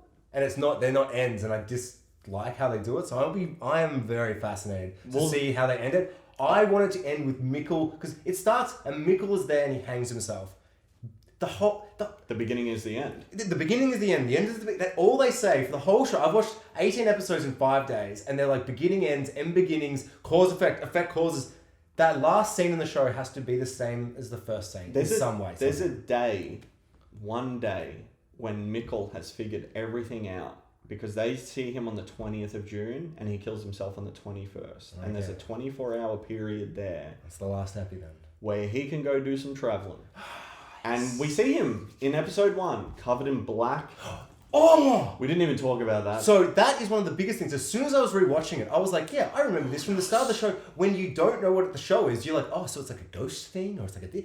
That is so unexplained, and that makes less and less... Oh my God, I can't believe we almost finished. This is classic. Like the time I didn't yell about how much I hate the ending of Joker! I'm just going to make my own video about it one day, because I have like a billion things. It's just... I hate it so much. What the hell is with him being covered in black goo? It happens twice. Is it the dark matter? Is it paint because he's an artist? I don't know. It makes no sense in the context of what we've been given so far. So something has to have happened that makes sense, right? And there's a day there where he can go and get up to some time travel shenanigans. Oh my God, I can't wait for him. But only a day. Shenanigans. Only a day. So if he does kill himself. Yeah. Do you want him to not kill himself, or do you want that to be... No. Or will that be a main thing, maybe? That did he kill himself? Can we stop? Or do you think it's he killed himself, but what did he? Why?